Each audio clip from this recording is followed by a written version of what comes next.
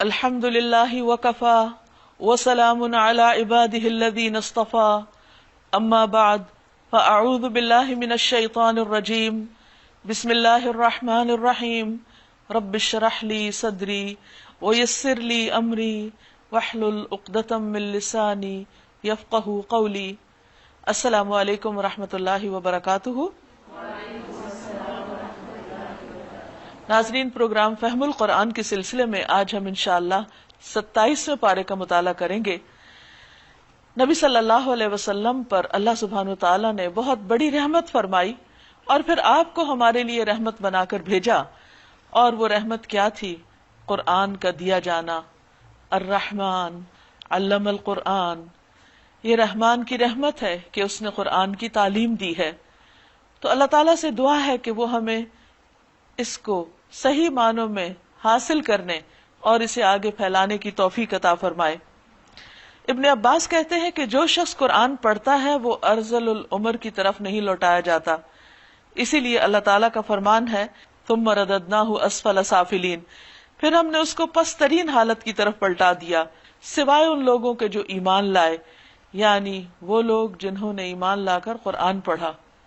تو جو لوگ قرآن مجید کے ساتھ اپنا تعلق رکھتے ہیں تو یہ قرآن ان کی عقل کو تیز کرتا رہتا ہے، انہیں حکمت عطا کرتا ہے، انہیں بہتر طور پر سوچنا سکھاتا ہے، بہتر فیصلے کرنا سکھاتا ہے۔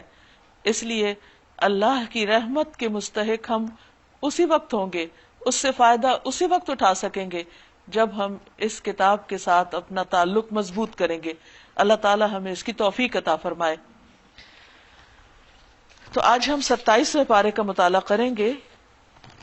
ارشاد باری تعالیٰ ہے قال فما خطبکم ایھا المرسلون، ابراہیم علیہ السلام نے کہا کہ اے بھیجے جانے والو، یعنی اے فرشتو، تمہیں کیا مہم درپیش ہے، یعنی تم کس کام کے لیے آئے ہو؟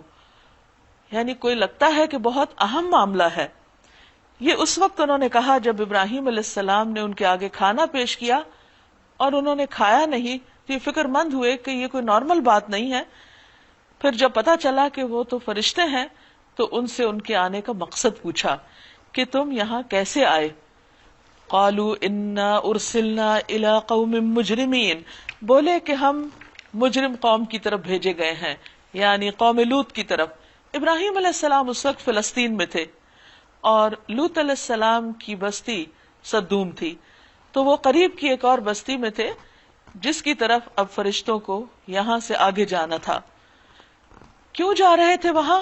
لنرسل علیہم حجارۃ من طین، تاکہ اس بستی پر پکی ہوئی مٹی کے پتھر برسا دیں جو آپ کے رب کے ہاں حد سے گزر جانے والوں کے لیے نشان زدہ ہیں، یعنی مخصوص علامتوں کے ساتھ، ہر ایک کا نمبر، جس کو جو پتھر لگنا ہے اسی کو جا کے لگے گا۔ پھر ہم نے ان سب لوگوں کو نکال دیا جو اس بستی میں مومن تھے، اور وہاں ہم نے ایک گھر کے سوا مسلمانوں کا کوئی گھر نہ پایا، اور وہ گھر لوط علیہ السلام ہی کا تھا۔ یہاں پر مومن اور مسلم دونوں کا لفظ استعمال ہوا ہے۔ مومن اس کو کہتے ہیں جو حدیث جبریل کے مطابق اللہ پر، اس کے فرشتوں پر، رسولوں پر، کتابوں پر، آخرت پر، تقدیر پر ایمان لائے، اور اسی طرح مسلم وہ ہوتا ہے جو ایمان لانے کے بعد اللہ تعالیٰ کے احکام اور فرائض کو بجا لائے، جیسے نماز، روزہ، حج، زکوٰۃ۔ تو گویا ایمان کے بعد اسلام اس کی عملی شکل ہوتی ہے۔ تو یہاں پر ان دونوں کو ساتھ ساتھ استعمال کیا گیا اور فرمایا کہ لوط علیہ السلام یا آپ کی آل یا آپ کے گھر والوں کے سوا کوئی مسلمان مومن نہیں تھا، اور ان میں بھی آپ کی بیوی جو تھی وہ حقیقی معنوں میں مومن نہ تھی۔ وَتَرَكْنَا فِيهَا آيَةً لِّلَّذِينَ يَخَافُونَ الْعَذَابَ الْأَلِيمَ، اس کے بعد ہم نے وہاں بس ایک نشانی ان لوگوں کے لیے چھوڑی جو دردناک عذاب سے ڈرتے ہوں، یعنی آج بھی جو لوگ اس عذاب سے ڈرتے ہوں ان کے لیے نشانی دنیا میں موجود ہے، ڈیڈ سی کی شکل میں، جو اس قوم کی تباہی کے آثار آج بھی پیش کر رہا ہے۔ اور تمہارے لیے نشانی ہے موسیٰ علیہ السلام کے قصے میں، جب ہم نے اسے ایک کھلی دلیل کے ساتھ فرعون کے پاس بھیجا تو وہ اپنے بلبوتے پہ اکڑ گیا، بولا یہ جادوگر ہے یا مجنون ہے یعنی موسیٰ علیہ السلام کو ایکیوز کرنے لگا. آخر کار ہم نے اسے یعنی فرعون کو اور اس کے لشکروں کو پکڑا اور سب کو سمندر میں پھینک دیا اور ملامت زدہ ہو کر رہ گیا وہ. یعنی وہ اپنے آپ کو بڑی چیز سمجھتا تھا لیکن اس کا انجام بہت ذلت آمیز ہوا. اور تمہارے لیے نشانی ہے عاد میں جبکہ ہم نے ان پر ایک ایسی بے خیر ہوا بھیج دی. ہوا تو خوشخبری لاتی ہے، بارش لاتی ہے، رزق لاتی ہے، لیکن ان کے لیے ہوا عذاب کا سبب بنی. وہ جس چیز پر بھی گزر گئی اسے بوسیدہ کر کے رکھ دیا، پرانا کر کے رکھ دیا. کہتے ہیں کہ بدھ کی شام کو یہ ہوا چلی تھی اور اتنی تیز تھی کہ ہر چیز کو اس نے پٹخا کے رکھ دیا. ان لوگوں کے قد بہت لمبے تھے لیکن ایک ایک زمین پر پٹخا پڑا تھا جیسے کھجور کے تنے گرے پڑے ہوں کسی بڑی تباہی کے بعد. ما تذر من شیء اتت علیہ الا جعلته کالرمیم. وہ جس چیز سے گزری اسے بوسیدہ کر کے رکھ دیا. وفی ثمود اذ قیل لهم تمتعوا حتی حین. اور تمہارے لیے نشانی ہے سمود میں جب ان سے کہا گیا تھا کہ ایک خاص وقت تک مزے کر لو، یعنی 3 دن تک اپنی بستیوں میں، اب آخری بار ہے تمہیں مہلت دی جانے کی. مگر اس تنبیہ پر بھی انہوں نے اپنے رب کی حکم کی سرتابی کی، مان کر نہ دیے.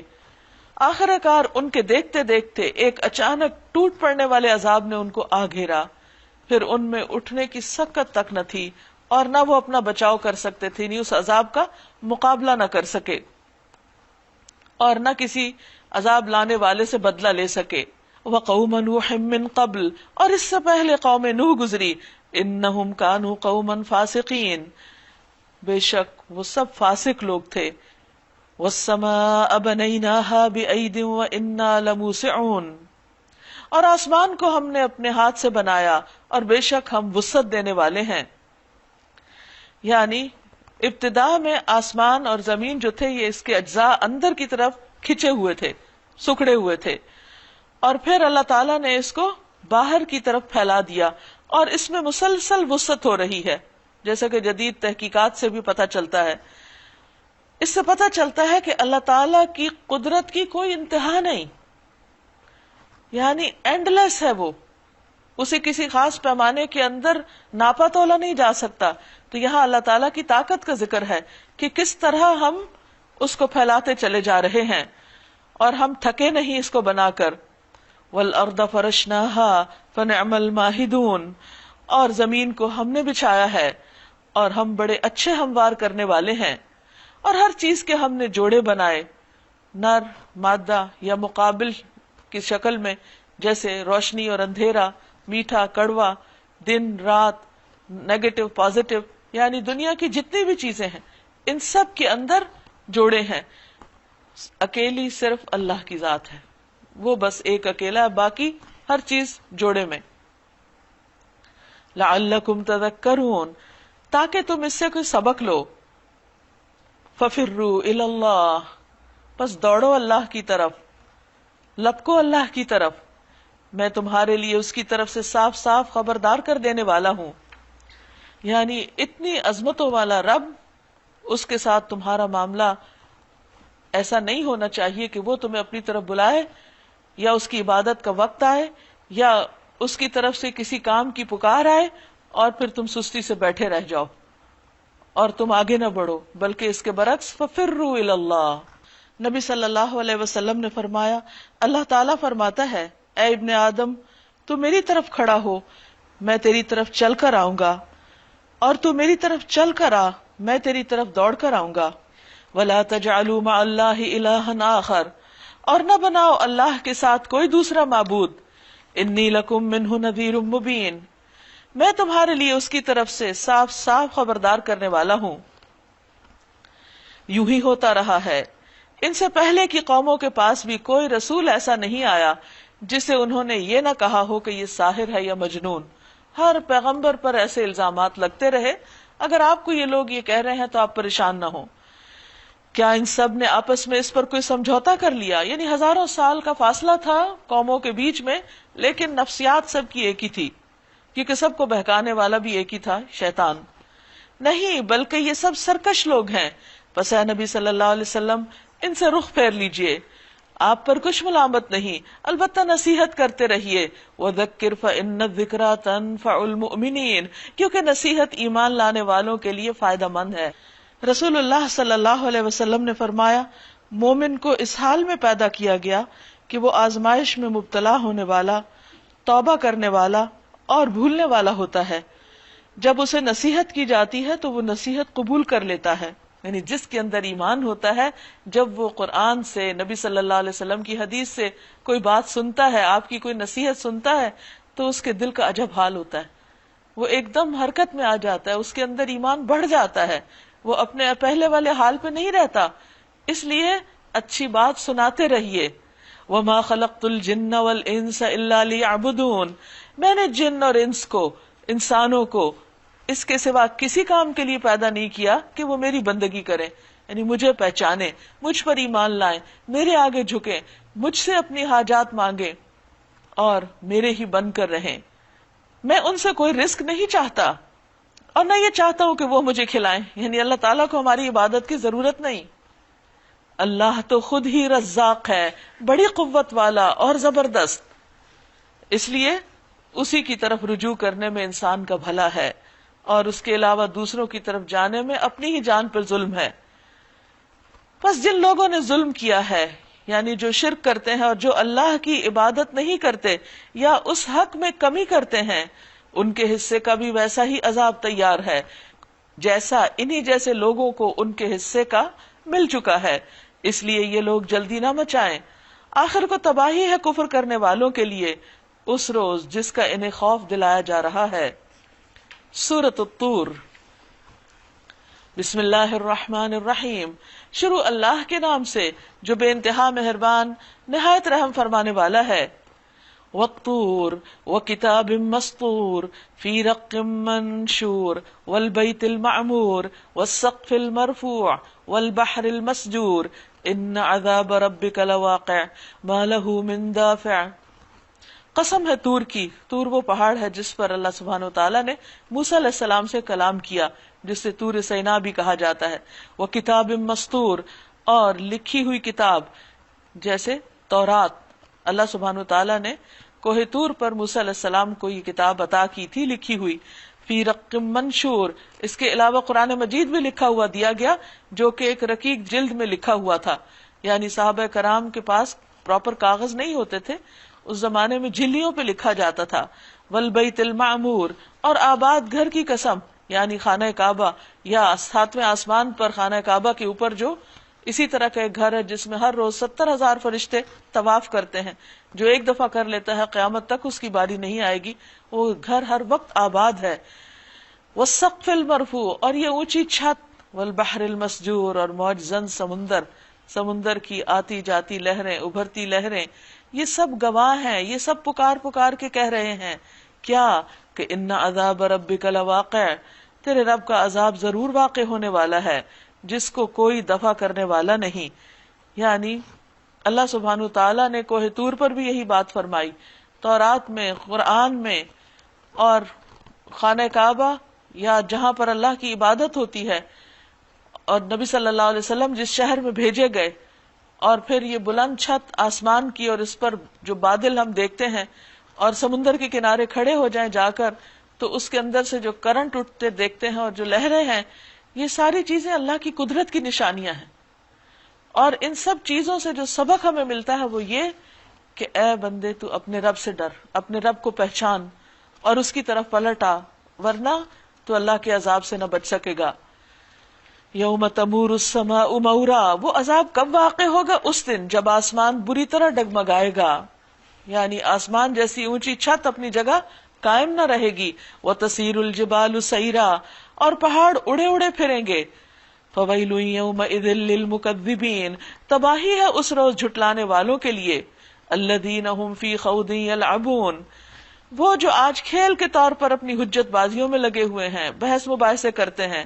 حالانکہ دین کے معاملے میں بحث مباحثے کرنے سے منع کیا گیا ہے. ابو سعید خدری کہتے ہیں کہ ہم لوگ رسول اللہ صلی اللہ علیہ وسلم کے دروازے کے پاس بیٹھے آپس میں مذاکرہ کر رہے تھے. کوئی شخص ایک آیت نکال کر تنازع کرتا تھا تو کوئی دوسرا شخص دوسری آیت نکال کر. پس رسول اللہ صلی اللہ علیہ وسلم غصے میں تشریف لائے، گویا کہ آپ کے چہرے پر انار کا دانہ نچوڑ دیا گیا ہو۔ آپ نے فرمایا، اے لوگو، کیا تم اسی لیے بھیجے گئے ہو یا اسی کا حکم دیے گئے ہو؟ میرے بعد ایک دوسرے کی گردنیں مار کر کافر نہ بن جانا، یعنی قرآن ہی کی بعض آیتوں کو بعض کے مقابلے میں لا کر اور آپس میں اختلاف کر کے اور پھر اس اختلاف کو مخالفت تک لے جا کر اور ایک دوسرے سے لڑائی جھگڑے کر کے حتیٰ کہ قتل تک نوبت پہنچ جائے، تو اس سے پرہیز کرنا۔ دین بہت سمپل چیز ہے، اللہ تعالیٰ جو بھی حکم دیتے ہیں انسان کو صرف مان لینا چاہیے اور ماننے کی نیت ہونی چاہیے۔ بہت حجتیں اور بحثیں وہ لوگ کرتے ہیں جو ماننا نہیں چاہتے تاکہ کسی طرح اس حکم سے نکل جائیں۔ جس دن انہیں دھکے مار مار کر جہنم کی آگ کی طرف لے جایا جائے گا، اس وقت ان سے کہا جائے گا، یہ وہی آگ ہے جسے تم جھٹلایا کرتے تھے۔ افسحر ھذا ام انتم لا تبصرون، اب بتاؤ یہ جادو ہے یا تمہیں سوجھ نہیں رہا؟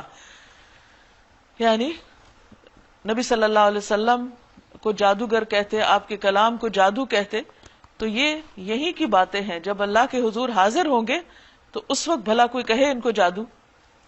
جاؤ اب جھلسو اس کے اندر، خواہ تم صبر کرو یا نہ کرو تمہارے لیے یکساں ہے، تمہیں ویسا ہی بدلہ دیا جا رہا ہے جیسے تم عمل کرتے تھے۔ ان المتقین فی جنات و نعیم، متقی لوگ وہاں باغوں اور نعمتوں میں ہوں گے، لطف لے رہے ہوں گے ان چیزوں سے جو ان کا رب انہیں دے گا، اور ان کا رب انہیں دوزخ کے عذاب سے بچا لے گا۔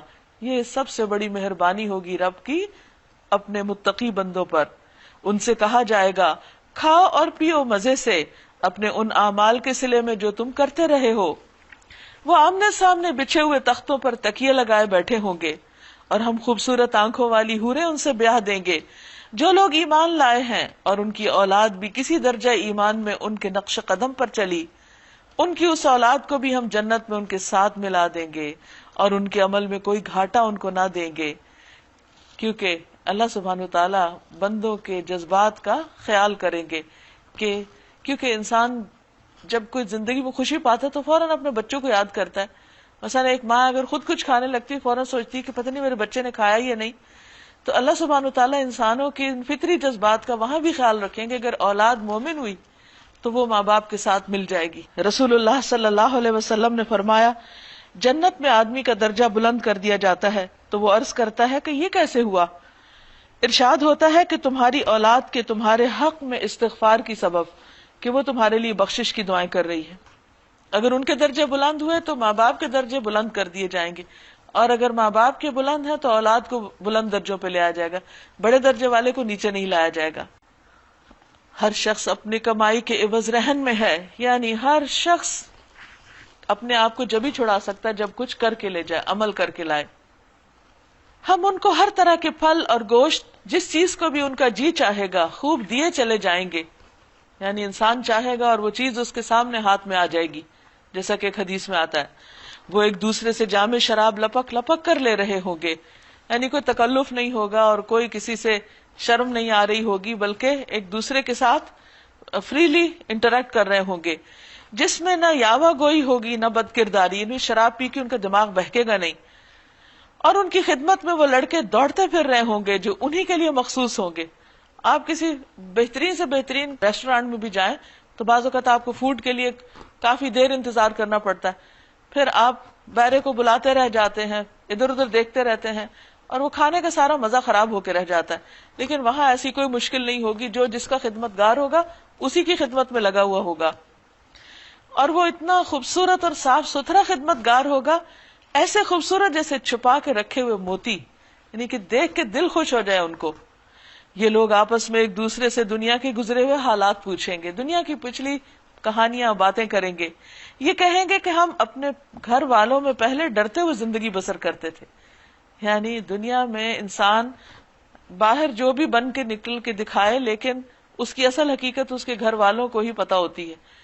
تو اصل کامیاب وہ ہے جو گھر والوں کے بیچ میں بیٹھے ہوئے رہتے ہوئے سچی بات کرے، اللہ سے ڈرے اور محتاط زندگی بسر کرے۔ یعنی جہاں اس کو کوئی چیک کرنے والا نہیں، وہاں بھی وہ اپنے اوپر خود چیک رکھے۔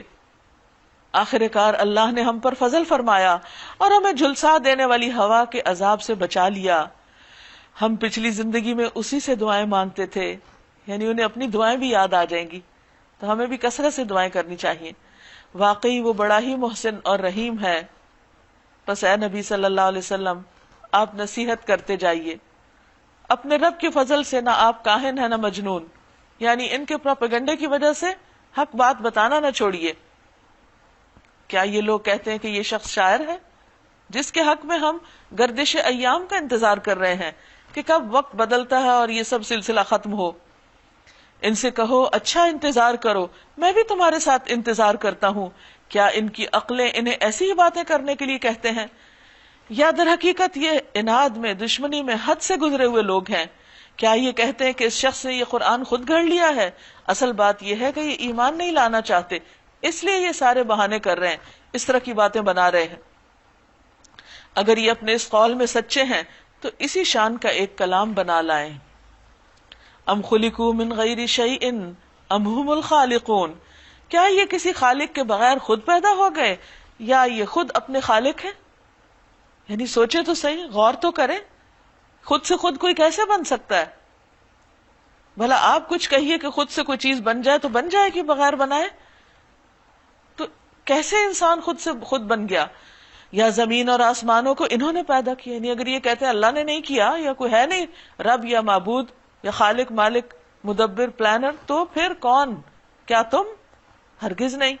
اصل بات یہ ہے کہ یہ یقین نہیں رکھتے، اصل رب کو پہچانتے نہیں. کیا تیرے رب کے خزانے ان کے قبضے میں ہیں یا ان پر انہی کا حکم چلتا ہے؟ کیا ان کے پاس کوئی سیڑھی ہے جس پر چڑھ کر یہ عالم بالا کی سنگن لیتے ہیں؟ ان میں سے جس نے سنگن لی ہو وہ لائے کوئی کھلی دلیل. کیا اللہ کے لیے تو ہیں بیٹیاں اور تم لوگوں کے لیے ہیں بیٹے؟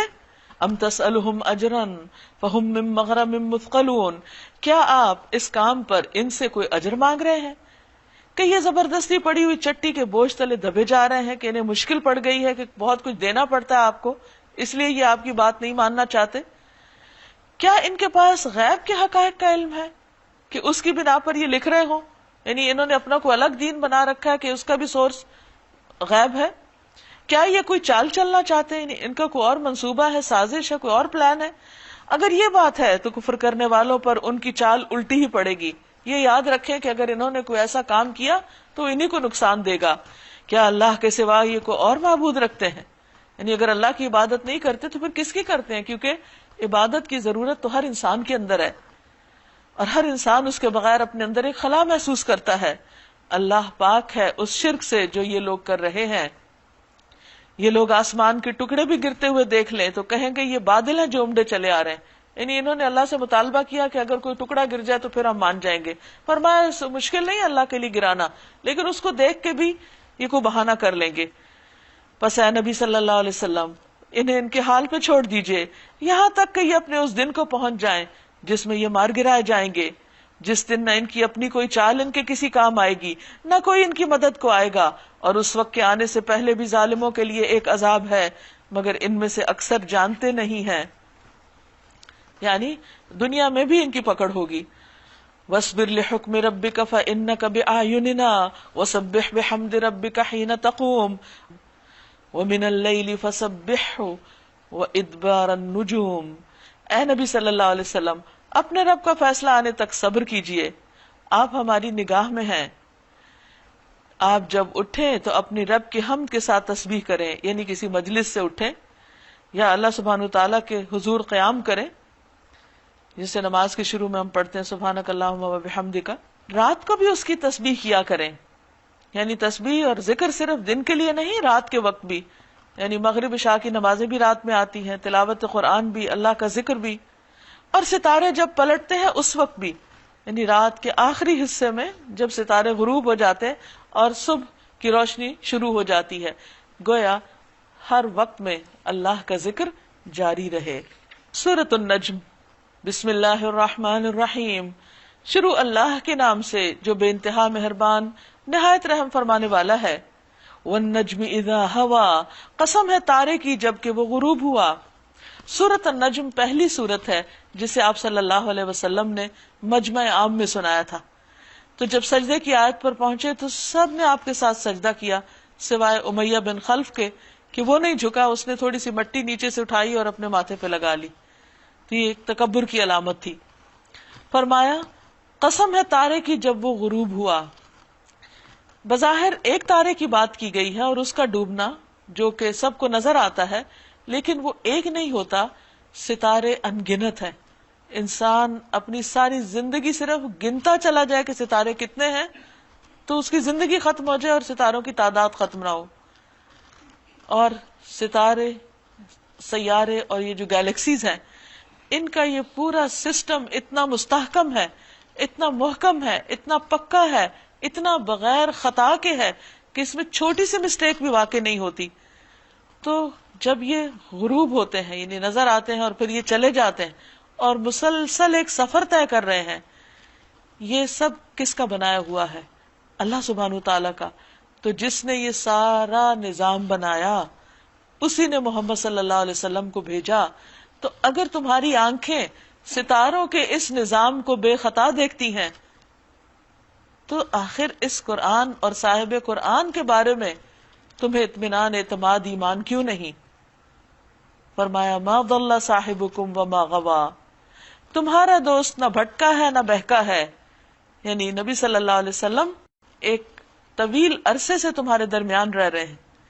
اگر انہوں نے 40 سال کی عمر میں نبوت کا دعویٰ کیا ہے تو ان کے دماغ کو کوئی بیماری لاحق نہیں ہوئی، ان کی عقل میں کچھ فطور نہیں آیا. یہ سب کچھ ان کو اسی رب کی طرف سے دیا جا رہا ہے جس نے ستاروں کو بنایا اور ان کے غروب اور طلوع کا ایک نظام قائم کیا. وما ينطق عن الهوى، وہ اپنی خواہش نفس سے نہیں بولتا. نبی صلی اللہ علیہ وسلم حق بات ہی کہتے ہیں.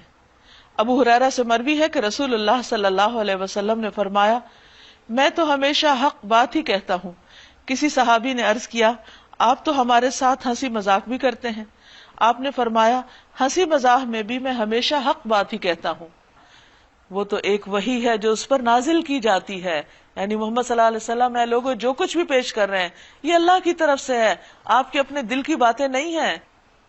رسول اللہ صلی اللہ علیہ وسلم نے فرمایا جس چیز کے بارے میں تمہیں خبر دوں کہ وہ اللہ کی طرف سے ہے تو وہ ایسی ہی بات ہے جس میں کوئی شک نہیں. علمہ شدید القوا، زبردست قوت والے نے ان کو تعلیم دی ہے. اشارہ ہے جبریل علیہ السلام کی طرف جن کی بہت سی صفات بیان ہوئی ہیں. رسول اللہ صلی اللہ علیہ وسلم نے فرمایا جب ہم بیت المقدس پہنچے تو جبریل علیہ السلام نے اپنی انگلی سے اشارہ کر کے ایک پتھر میں سوراخ کیا اور براق کو اس سے باندھا. ذو مرۃ فاستوى، جو بڑا صاحب حکمت ہے وہ سامنے آ کھڑا ہوا، یعنی بالکل درست صحیح اصل حالت میں. وَهُوَ بِالْأُفُقِ الْأَعْلَى، اور وہ بالائی افق پر تھا، یعنی آسمان کا مشرقی کنارہ جہاں سے سورج طلوع ہوتا ہے. تو جیسے سورج طلوع ہونے میں جب وہ طلوع ہو جاتا ہے تو کسی کو شک نہیں ہوتا، بالکل اسی طرح محمد صلی اللہ علیہ وسلم نے جبریل علیہ السلام کو ان کی اصل شکل میں دیکھا. ثم دنا فتدلى، پھر قریب آیا اور اوپر معلق ہو گیا، یہاں تک کہ 2 کمانوں کے برابر یہ اس سے کچھ کم فاصلہ رہ گیا، یعنی وہ نبی صلی اللہ علیہ وسلم کے بالکل قریب آ گئے. تب اس نے اللہ کے بندے کو وحی پہنچائی، جو بھی اسے وحی پہنچانی تھی، یعنی جو اللہ نے دے کر بھیجا. یہاں پورا سسٹم بتا دیا گیا کہ کس طرح اللہ نے جبریل کو بھیجا. یعنی جب ستارہ غروب ہوتا نا تو رات ختم ہو جاتی، ایک نئی صبح چڑھتی. جب ایک نئی صبح طلوع ہوئی تو سمجھو کہ نبی صلی اللہ علیہ وسلم کا نبی بن کر آنا بھی تمہاری قوم کے لیے ایک نئے سورج کا طلوع ہونا تھا. سراج منیرہ بھی ہیں آپ. اور پھر کس طرح وہ سورج طلوع ہوا، کیسے جبریل علیہ السلام آئے، کیسے ان کو وحی دی گئی اور کیسے یہ سارا کچھ تمہیں دیا جا رہا ہے، یہ کچھ من گھڑت بات نہیں ہے، یہ کوئی ایسی ادھر ادھر کی جوڑ کے کہانی نہیں بیان ہو رہی. یہ پورا ایک سسٹم ہے، جیسے ستاروں کا ہے ایسے ہی وحی کا بھی ہے، اور یہ اللہ نے قائم کیا ہوا ہے. ما کذب الفؤاد ما رأى، نظر نے جو کچھ دیکھا دل نے اس میں جھوٹ نہ ملایا. یعنی نبی صلی اللہ علیہ وسلم نے جو دیکھا وہی بتایا. اب کیا تم اس چیز پر اس سے جھگڑتے ہو، یعنی محمد صلی اللہ علیہ وسلم سے، جسے وہ آنکھوں سے دیکھتا ہے؟ یعنی تم کس طرح اسے جھٹلاتے ہو؟ اس نے تو آج تک کوئی جھوٹ بولا ہی نہیں، تو اس معاملے میں وہ کیسے جھوٹ بولے گا؟ ایک اور مرتبہ اس نے اسے سدرۃ المنتہا کے پاس دیکھا.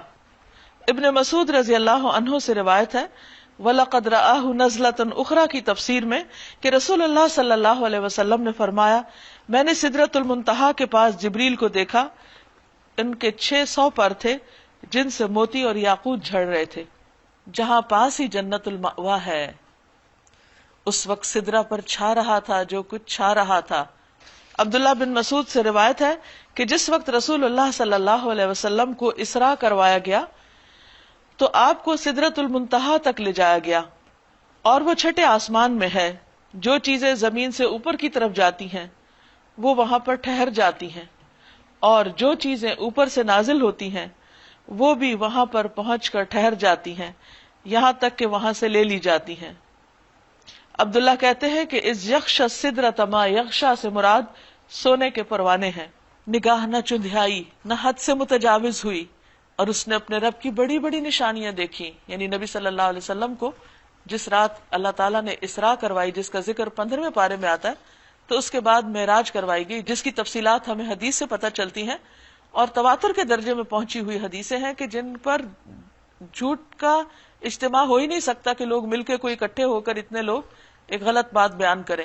یعنی اتنی زبردست روایات ہیں اس سلسلے میں کہ جس میں آپ صلی اللہ علیہ وسلم نے جو جو نشانیاں دیکھی تھی ان سب کا تفصیلی ذکر ہے۔ تو فرمایا کہ یہ اپنے پاس سے باتیں نہیں بنا رہے، اللہ سبحانہ وتعالیٰ ایک باقاعدہ طریقے سے ان کو سکھا رہے ہیں، کچھ جبریل کو بھیج کر اور کچھ ان کو اوپر لے جا کر نشانیاں دکھا کر۔ پھر ان کے بتوں پر تنقید ہے، دراصل یہ کچھ نہیں مگر بس چند نام جو تم نے اور تمہارے باپ دادا نے رکھ لیے، اللہ نے ان کے لیے کوئی سند نازل نہیں کی۔ حقیقت یہ ہے کہ لوگ محض وہم و گمان کی پیروی کر رہے ہیں اور خواہشات نفس کے مرید بنے ہوئے ہیں، اسی وجہ سے وہ اللہ کی بات نہیں مانتے، حالانکہ ان کے رب کی طرف سے ان کے پاس ہدایت آ چکی ہے، یعنی یہ بتانے کے لیے کہ اس کائنات کا مالک کون ہے اور تمہیں کس لیے پیدا کیا گیا اور وہ تم سے چاہتا کیا ہے۔ ام للانسان ما تمنا، کیا انسان جو کچھ چاہے اس کے لیے وہی حق ہے؟ یعنی محبود یا اللہ سبحانہ وتعالیٰ کی چاہت کی کوئی اہمیت نہیں، اور انسان یہ چاہتا ہے کہ اس کی چاہت سے آگے اپنی چاہت رکھے۔ وَلِلَّهِ الْآخِرَةُ وَالْأُولَى، دنیا اور آخرت کا مالک تو اللہ ہی ہے۔ آسمانوں میں کتنے ہی فرشتے موجود ہیں، ان کی شفاعت کچھ بھی کام نہیں آ سکتی جب تک کہ اللہ کسی ایسے شخص کے حق میں اسے اجازت نہ دے جس کے لیے وہ کوئی عرضداشت سننا چاہے اور اس کو پسند کرے۔ مگر جو لوگ آخرت کو نہیں مانتے وہ فرشتوں کو دیویوں کے نام سے موسوم کرتے ہیں، حالانکہ اس معاملے کا انہیں کوئی علم بھی نہیں، یہ محض ان کے خیالات ہیں، من گھڑت باتیں ہیں۔ إِن يَتَّبِعُونَ إِلَّا الظَّنَّ، وہ محض گمان کی پیروی کر رہے ہیں۔ وَإِنَّ الظَّنَّ لَا يُغْنِي مِنَ الْحَقِّ شَيْئًا، اور گمان حق کی جگہ کچھ بھی کام نہیں دے سکتا۔ فَأَعْرِضْ عَمَّن تَوَلَّىٰ عَن ذِكْرِنَا وَلَمْ يُرِدْ إِلَّا الْحَيَاةَ الدُّنْيَا، پس اے نبی صلی اللہ علیہ وسلم، جو شخص ہمارے ذکر سے منہ پھیرتا ہے اور دنیا کی زندگی کے سوا جسے کچھ مطلوب نہیں، اسے اس کے حال پر چھوڑ دو، یعنی اس کے پیچھے نہ پڑو، اس کے ساتھ بہت وقت ضائع نہ کرو، کیونکہ ایسا شخص حق کو قبول کرنے والا نہیں، کیونکہ اس کا فوکس کچھ اور ہے، اس کی توجہ اور دلچسپی کچھ اور ہے، لہذا ان کو چھوڑ کر ان پر توجہ دیجیے جو واقعی سننا چاہتے ہیں۔ اور وہ کون تھے؟ جو معاشرے کے کمزور طبقات کے لوگ تھے۔ ان لوگوں کا مبلغ علم بس یہی کچھ ہے، یعنی ان کا سورس آف نالج بس صرف دنیا ہے، اور دنیا ہی ان کے سامنے ہے اور اسی میں یہ کھوئے ہوئے ہیں۔ ان ربک هو اعلم بمن ضل عن سبیلہ وهو اعلم بمن اہتدی، یہ بات تیرے رب ہی زیادہ جانتا ہے کہ اس کے راستے سے کون بھٹک گیا ہے اور کون سیدھے راستے پر ہے۔ یعنی کسی انسان کا دعویٰ کافی نہیں کہ مثلا کوئی اپنے آپ کو سمجھے کہ میں سیدھے راستے پر ہوں تو اسے مان لیا جائے کہ ہاں ٹھیک ہے، نہیں، اللہ ہی فیصلہ کرے گا کہ واقعی کون سیدھے راستے پہ جا رہا ہے۔ اور زمین اور آسمانوں کی ہر چیز کا مالک اللہ ہی ہے، تاکہ اللہ برائی کرنے والوں کو ان کے عمل کا بدلہ دے اور ان لوگوں کو اچھی جزا سے نوازے جنہوں نے نیک رویہ اختیار کیا ہے، جو بڑے بڑے گناہوں اور کھلے کھلے قبیح افعال سے پرہیز کرتے ہیں، الا یہ کہ کچھ قصور ان سے سرزد ہو جائے۔ ان ربک واسع المغفرہ، بے شک تیرے رب کا دامن مغفرت بہت وسیع ہے۔ یعنی اللہ سبحانہ تعالیٰ بندوں کو بخشش کی طرف پکارتے ہیں کہ اے دن کے خطا کار تو رات کو لوٹا، اور اے رات کو غلطیاں کرنے والے تو دن کو پلٹا۔ اور اللہ تعالیٰ بندے کی توبہ قبول کرتا رہتا ہے جب تک کہ بندے کی موت کا وقت نہ آ جائے یا سورج مغرب سے نہ طلوع ہو جائے۔ وہ تمہیں اس وقت سے خوب جانتا ہے جب اس نے زمین سے تمہیں پیدا کیا، یعنی جس وقت تمہارے جسم کے یہ اعضاء مٹی میں ملے ہوئے تھے. اب دیکھیے کہ ہمارا مادی جسم جو ہے اس کی گروتھ کا انحصار کس پر ہے؟ فوڈ پر. فوڈ کہاں سے آتی ہے؟ اس کا سورس زمین ہے. یا پھر یہ ہے کہ جانور ہے تو وہ جانور کہاں سے بنے؟ وہ بھی گھاس وغیرہ کھا کے جو زمین سے اگتی، اسی سے ان کے جسم بڑھتے ہیں اور وہ دودھ وغیرہ اور باقی چیزیں بناتے ہیں. تو یہ سب کچھ اللہ سبحانہ وتعالیٰ کے علم میں تھا، یعنی اس کے علم کی وسعت کو جانو اور اس کی گہرائی کو سمجھو کہ وہ کہاں کہاں کہاں تک جانتا ہے. تم تو اس وقت اس شکل میں اپنے آپ کو بڑی چیز سمجھتے ہو، وہ تو تمہاری اس اصلیت سے واقف ہے جب ابھی تم زمین میں مٹی میں ملے ہوئے تھے. اللہ نے تم کو پودوں کی طرح وہاں سے اگایا ایک طرح سے، اور جب تم اپنی ماؤں کے پیٹوں میں ابھی جنین ہی تھے، یعنی سیکنڈ سٹیج بھی جانتا ہے. پہلی سٹیج مٹی میں تھی، دوسری ماں کے پیٹ میں تھی. پھر اپنے نفس کی پاکی کے دعوے نہ کرو، اپنے آپ کو بڑی چیز نہ سمجھو. وہی بہتر جانتا ہے کہ واقعی متقی کون ہے. یعنی ایسے نام بھی نہیں رکھنے چاہیے، ایسی باتیں نہیں کرنی چاہیے، ایسی شیخیاں نہیں بگاڑنی چاہیے، اپنی نیکی کی تعریفیں نہیں کرنی چاہیے. انسان کو اچھے کام کرنے کے بعد بھی ڈرتے رہنا چاہیے، اپنی نیکی کا کوئی غرور اور تکبر نہ ہو کسی بھی طریقے پر.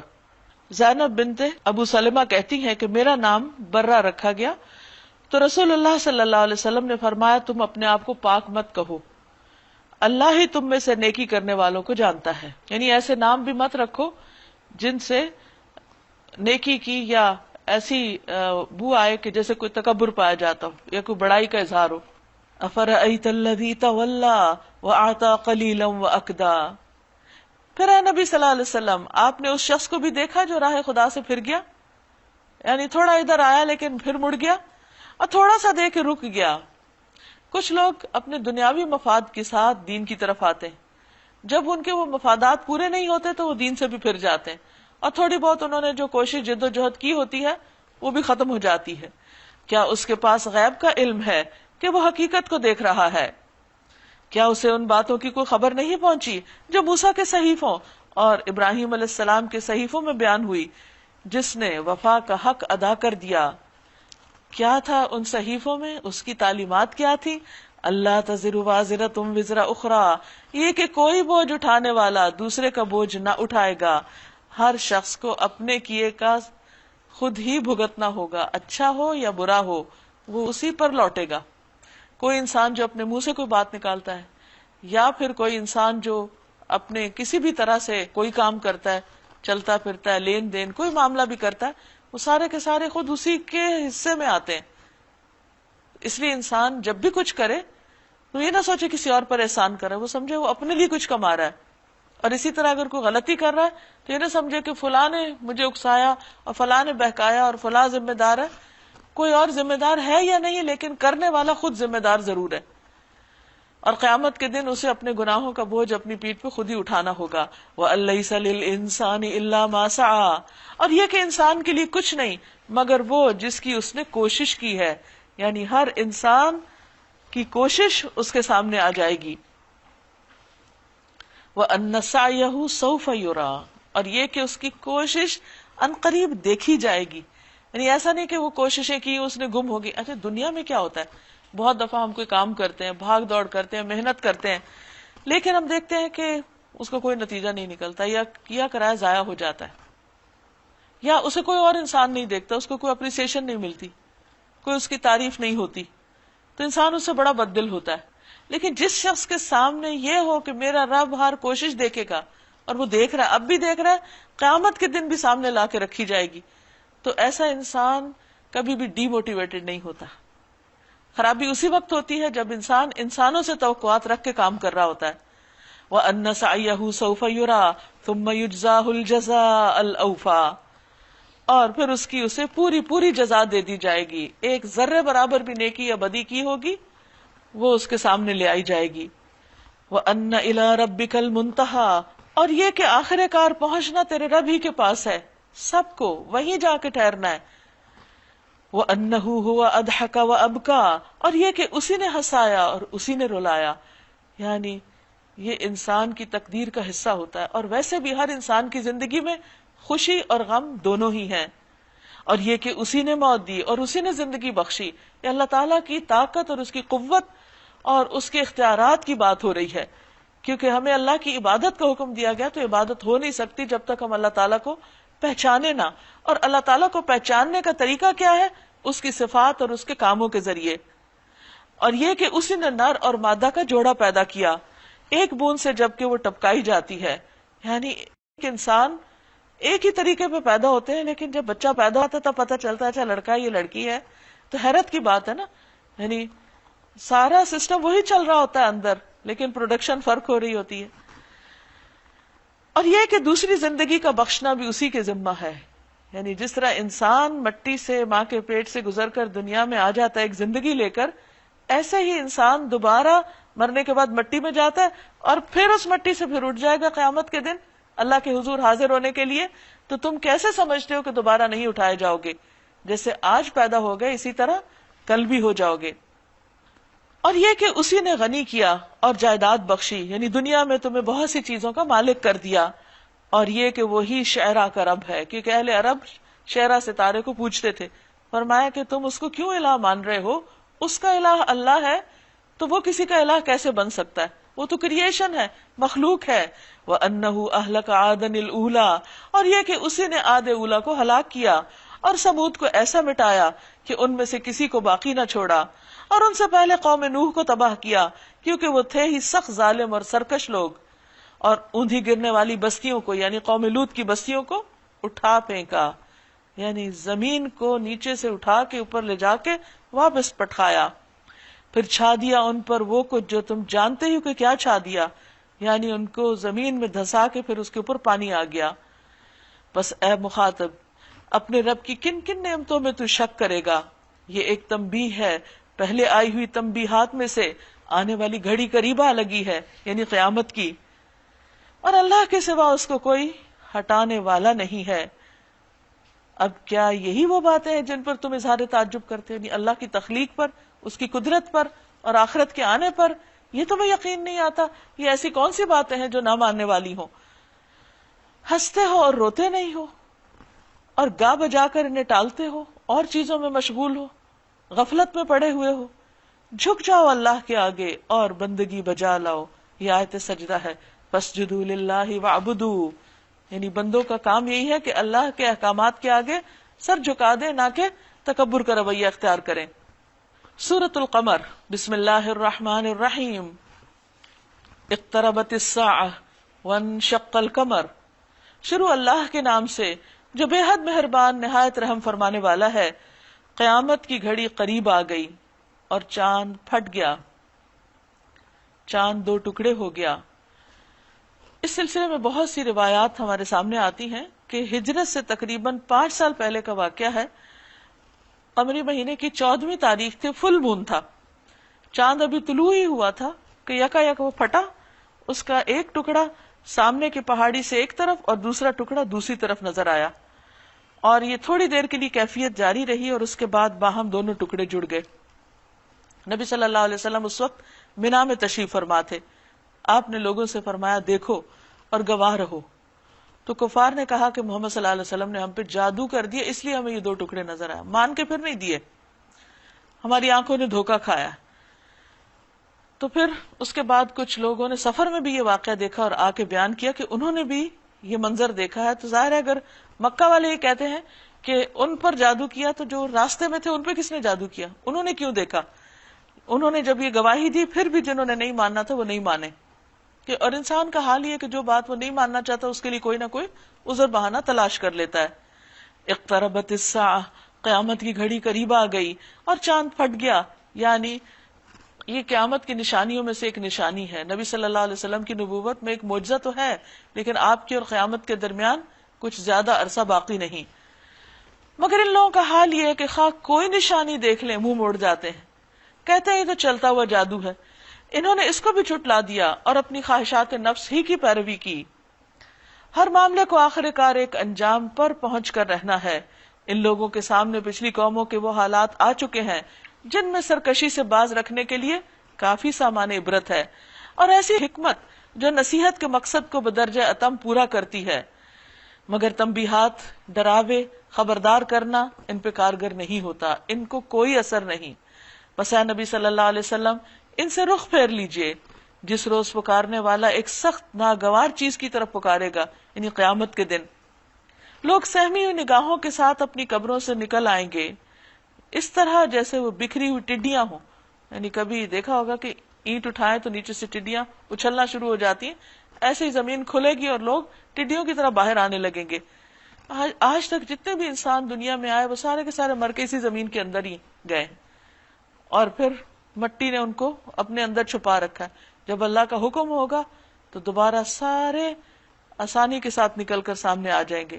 پکارنے والے کی طرف دوڑے جا رہے ہوں گے، اور وہی منکرین جو دنیا میں اس کا انکار کرتے تھے اس وقت کہیں گے یہ تو بڑا کٹھن دن ہے، بہت مشکل دن. ان سے پہلے نوح علیہ السلام کی قوم جھٹلا چکی ہے، انہوں نے ہمارے بندے کو جھوٹا قرار دیا اور کہا کہ یہ دیوانہ ہے، اور وہ بری طرح جھڑکا گیا. یعنی قوم نے اس کے ساتھ کوئی اچھا معاملہ نہیں کیا. آخر کار اس نے اپنے رب کو پکارا. اب دیکھیے کہ ہم تھوڑی سی بات کوئی ہماری مرضی کے خلاف ہو جائے تو ہم اس کو کتنا ہم سوچتے ہیں کہ بس انف از انف. پیغمبر نے 950 سال تک لوگوں کی باتیں سنی، ان کی مخالفت سنی، لیکن جمے رہے. جب دیکھا کہ 1000 سال ہونے کو ہیں اور یہ قوم نہیں مانتی تو پھر دعا کی، کہا انی مغلوب فانتصر، کہ اے رب میں مغلوب ہو چکا ہوں، یہ میری بات نہیں مانتے، یہ مجھ پہ حاوی ہو گئے ہیں، اب تو ان سے انتقام لے. تب ہم نے موسلا دھار بارش سے آسمان کے دروازے کھول دیے اور زمین کو پھاڑ کر چشموں میں تبدیل کر دیا. زمین بھی پانی اگلنے لگی، اور یہ سارا پانی اس کام کو پورا کرنے کے لیے اکٹھا ہو گیا. آسمان اور زمین کا باہم مل گیا اور بیچ میں یہ ڈوب گئے جو مقدر ہو چکا تھا. اور نوح علیہ السلام کو ہم نے ایک تختوں اور کیلوں والی پر سوار کر دیا، یعنی کشتی پر جو ہماری نگرانی میں چل رہی تھی. یہ بدلہ تھا اس شخص کی خاطر جس کی ناقدری کی گئی تھی. اس کشتی کو ہم نے ایک نشانی بنا کر چھوڑ دیا. کہا جاتا ہے کہ ترکی میں ایک بہت ہی بلند و بالا پہاڑ ہے، کوہ ارارات، جس پر اس کشتی کے نشانات دیکھے گئے ہیں، اور اس میں کئی ایک تحقیقات بھی ہوئی ہیں. تو اس سے یہ پتہ چلتا ہے کہ اگر وہ واقعی وہی کشتی ہے تو پانی پہاڑوں کی چوٹیوں سے اوپر تک چلا گیا، یعنی ہزاروں فیٹ اوپر چلا گیا پانی سطح سمندر سے، اور پھر اس کے اوپر کشتی ڈولتی گئی اور جا کے جودی کے اوپر ٹک گئی. اور اللہ تعالیٰ نے فرمایا کہ اس کو ہم نے نشانی بنا کے چھوڑ دیا. فَهَلْ مِن مُدَّكِرٍ، پھر ہے کوئی نصیحت قبول کرنے والا؟ دیکھ لو کیسا تھا میرا عذاب اور کیسی تھی میری تنبیہات.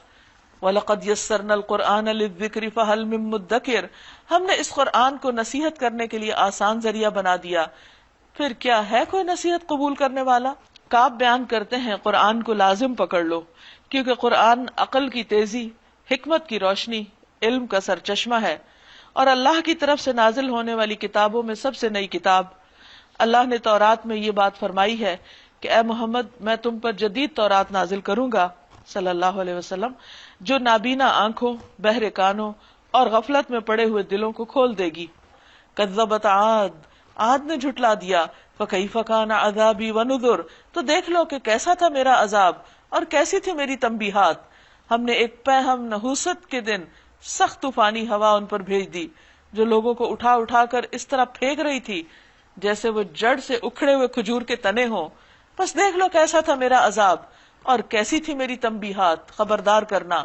وَلَقَدْ يَسَّرْنَا الْقُرْآنَ لِلذِّكْرِ فَهَلْ مِن مُدَّكِرٍ، ہم نے اس قرآن کو نصیحت کے لیے آسان ذریعہ بنا دیا، پھر کیا ہے کوئی نصیحت قبول کرنے والا؟ بار بار پکارا جا رہا ہے. اللہ تعالیٰ پوچھ رہے ہیں کیا ہے جو کوئی اس سے فائدہ اٹھائے؟ سمود نے تنبیہات کو جھٹلایا اور کہنے لگے ایک اکیلا آدمی جو ہم میں سے ہی ایک ہے، کیا اب ہم اس کے پیچھے چلیں؟ یعنی انہیں یہ چیز اپنی حیثیت کے خلاف نظر آئی کہ انسان کو جو انہی کی قوم میں سے ایک ہے اس کو اپنا لیڈر مانے، اس کا اتباع ہم قبول کر لیں تو اس کے معنی یہ ہوں گے کہ ہم بہک گئے ہیں اور ہماری عقل ماری گئی. کیا ہمارے درمیان بس یہی ایک شخص تھا جس پر خدا کا ذکر نازل کیا گیا؟ بل ہوا کذاب اشر، نہیں بلکہ یہ پرلے درجے کا جھوٹا ہے، پیغمبر کو جھوٹا قرار دے رہے ہیں اور برخود غلط ہے، یعنی اس کے پاس کوئی خیر نہیں. ہم نے اپنے پیغمبر سے کہا کل ہی انہیں معلوم ہوا جاتا ہے کہ کون پرلے درجے کا جھوٹا اور برخود غلط ہے. ہم اونٹنی کو ان کے لیے فتنہ بنا کر بھیج رہے ہیں. اب ذرا صبر کے ساتھ دیکھیے کہ ان کا انجام کیا ہوتا ہے. ان کو جتا دے کہ پانی ان کے اور اونٹنی کے درمیان تقسیم ہوگا، کیونکہ انہوں نے خود مطالبہ کیا تھا کہ ہمیں کوئی نشانی دکھائی جائے اور ایک اونٹنی نکالی جائے چٹان کے اندر سے۔ اللہ سبحانہ تعالیٰ نے وہ اونٹنی بھیج دی، لیکن جب اونٹنی آئی تو اس نے ان کا کنویں کا پانی پینا شروع کر دیا، تو پریشان ہوئے اور انہوں نے کہا کہ کس طرح اس سے جان چھڑائی جائے۔ تو بہرحال پہلے تو باری مقرر کی گئی کہ ایک دن اونٹنی کے پینے کا اور ایک باقی قوم کے لینے کا، تو اس پر یہ راضی نہ ہوئے اور بالآخر انہوں نے اونٹنی کی کونچیں کاٹ ڈالی۔ اب ذرا صبر کے ساتھ دیکھو کہ ان کا انجام کیا ہوا۔ ان کو بتا دیجئے کہ ان کے اور اونٹنی کے درمیان پانی تقسیم ہوگا اور ہر ایک اپنی باری کے دن پر آئے گا، یعنی پانی پینے کے لیے، پانی لینے کے لیے۔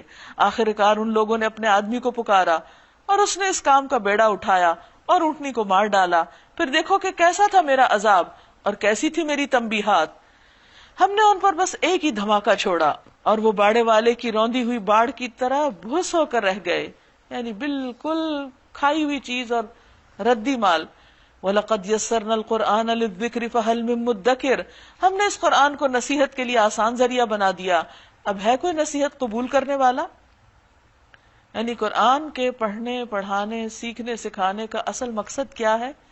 کہ اس سے نصیحت دی جائے اور اس کے مطابق اپنی زندگی میں تبدیلی لائی جائے۔ کذبت قوم لوط بالنذر، دیکھو لوط کی قوم نے بھی تنبیہات کو جھٹلایا اور ہم نے پتھراؤ کرنے والی ہوا اس پر بھیج دی۔ صرف لوط علیہ السلام کے گھر والے اس سے محفوظ رہے، ان کو ہم نے اپنے فضل سے رات کے پچھلے پہر بچا کر نکال دیا۔ یہ جزا دیتے ہیں ہم ہر اس شخص کو جو شکر گزار ہوتا ہے، یعنی ان کو عذاب سے بچانا تھا، کس بنا پر؟ ان کی شکر گزاری کی بنا پر۔ لوط علیہ السلام نے اپنی قوم کے لوگوں کو ہماری پکڑ سے خبردار کیا، مگر وہ ساری تنبیہات کو مشکوک سمجھ کر باتوں میں اڑاتے رہے، یعنی انہوں نے سنجیدگی سے نہیں لی کوئی بات۔ پھر انہوں نے اسے اپنے مہمانوں کی حفاظت سے باز رکھنے کی کوشش کی، آخر کار ہم نے ان کی آنکھیں موند دی، یعنی قوم لوط کی جو فرشتوں کی طرف دوڑی آ رہی تھی۔ کہتے ہیں کہ 3 بڑے فرشتے عذاب لے کر گئے تھے، جن میں جبریل علیہ السلام، میکائیل علیہ السلام اور اسرافیل علیہ السلام تھے۔ آخر کار ہم نے ان کی آنکھیں موند دی کہ چکھو میرے عذاب اور میری تنبیہات کا مزہ، فذوقوا عذابی ونذر، چکھو اب میرے عذاب اور میری تنبیہات کا مزہ۔ صبح سویرے ہی ایک اٹل عذاب نے ان کو آ لیا، چکھو مزہ اب میرے عذاب کا اور میری تنبیہات کا۔ وَلَقَدْ يَسَّرْنَا الْقُرْآنَ لِلذِّكْرِ فَهَلْ مِن مُدَّكِرٍ، ہم نے قرآن کو نصیحت کے لیے آسان ذریعہ بنایا، بس ہے کوئی جو نصیحت قبول کرے؟ اور آل فرعون کے پاس بھی تنبیہات آئی تھی، مگر انہوں نے ہماری ساری نشانیوں کو جھٹلا دیا۔ آخر کو ہم نے انہیں پکڑا جس طرح کوئی زبردست قدرت والا پکڑتا ہے۔ کیا تمہارے کفار کچھ ان لوگوں سے بہتر ہیں یا آسمانی کتابوں میں؟ اکفارکم خیر من اولئکم ام لکم براءۃ فی الزبر، کیا تمہارے کفار کچھ ان لوگوں سے بہتر ہیں؟ پچھلی قومیں جو تباہ ہوئی ان سے یہ زیادہ اچھے ہیں؟ یا آسمانی کتابوں میں تمہارے لیے کوئی معافی لکھی ہوئی ہے کہ تم جتنے بھی بگڑو، جو بھی غلط کام کرو، تمہاری پوچھ نہیں ہوگی؟ ان لوگوں کا کہنا یہ ہے کہ ہم ایک مضبوط جتھا ہیں، اپنا بچاؤ کر لیں گے، ان قریب یہ جتھا شکست کھا جائے گا۔ بدر کی طرف اشارہ ہے، اور یہ سب پیٹ پھیر کر بھاگتے نظر آئیں گے، بلکہ ان سے نمٹنے کے لیے اصل وعدے کا وقت تو قیامت ہے۔ یعنی دنیا کے عذاب بڑی اہمیت نہیں رکھتے، اصل پکڑ تو وہاں کی ہے، اور وہ بڑی آفت اور زیادہ تلخ ساتھ ہے۔ یہ مجرم لوگ در حقیقت غلط فہمی میں مبتلا ہیں اور ان کی عقل ماری گئی ہے۔ جس روز یہ منہ کے بل آگ میں گھسیٹے جائیں گے، اس روز ان سے کہا جائے گا کہ اب چکھو جہنم کی لپٹ کا مزہ۔ ہم نے ہر چیز ایک تقدیر کے ساتھ پیدا کی ہے۔ انا کل شیء خلقناہ بقدر وما امرنا الا واحدۃ کلمح بالبصر، اور ہمارا حکم بس ایک ہی حکم ہوتا ہے اور پلک جھپکاتے وہ عمل میں آ جاتا ہے۔ وَلَقَدْ أَهْلَكْنَا أَشْيَاعَكُمْ فَهَلْ مِن مُدَّكِرٍ، تم جیسے بہت سو کو ہم ہلاک کر چکے ہیں، پھر ہے کوئی نصیحت قبول کرنے والا؟ وَكُلُّ شَيْءٍ فَعَلُوهُ فِي الزُّبُرِ، اور جو کچھ انہوں نے کیا ہے وہ سب دفتروں میں لکھا ہوا ہے، سب کے نامہ اعمال تیار ہیں۔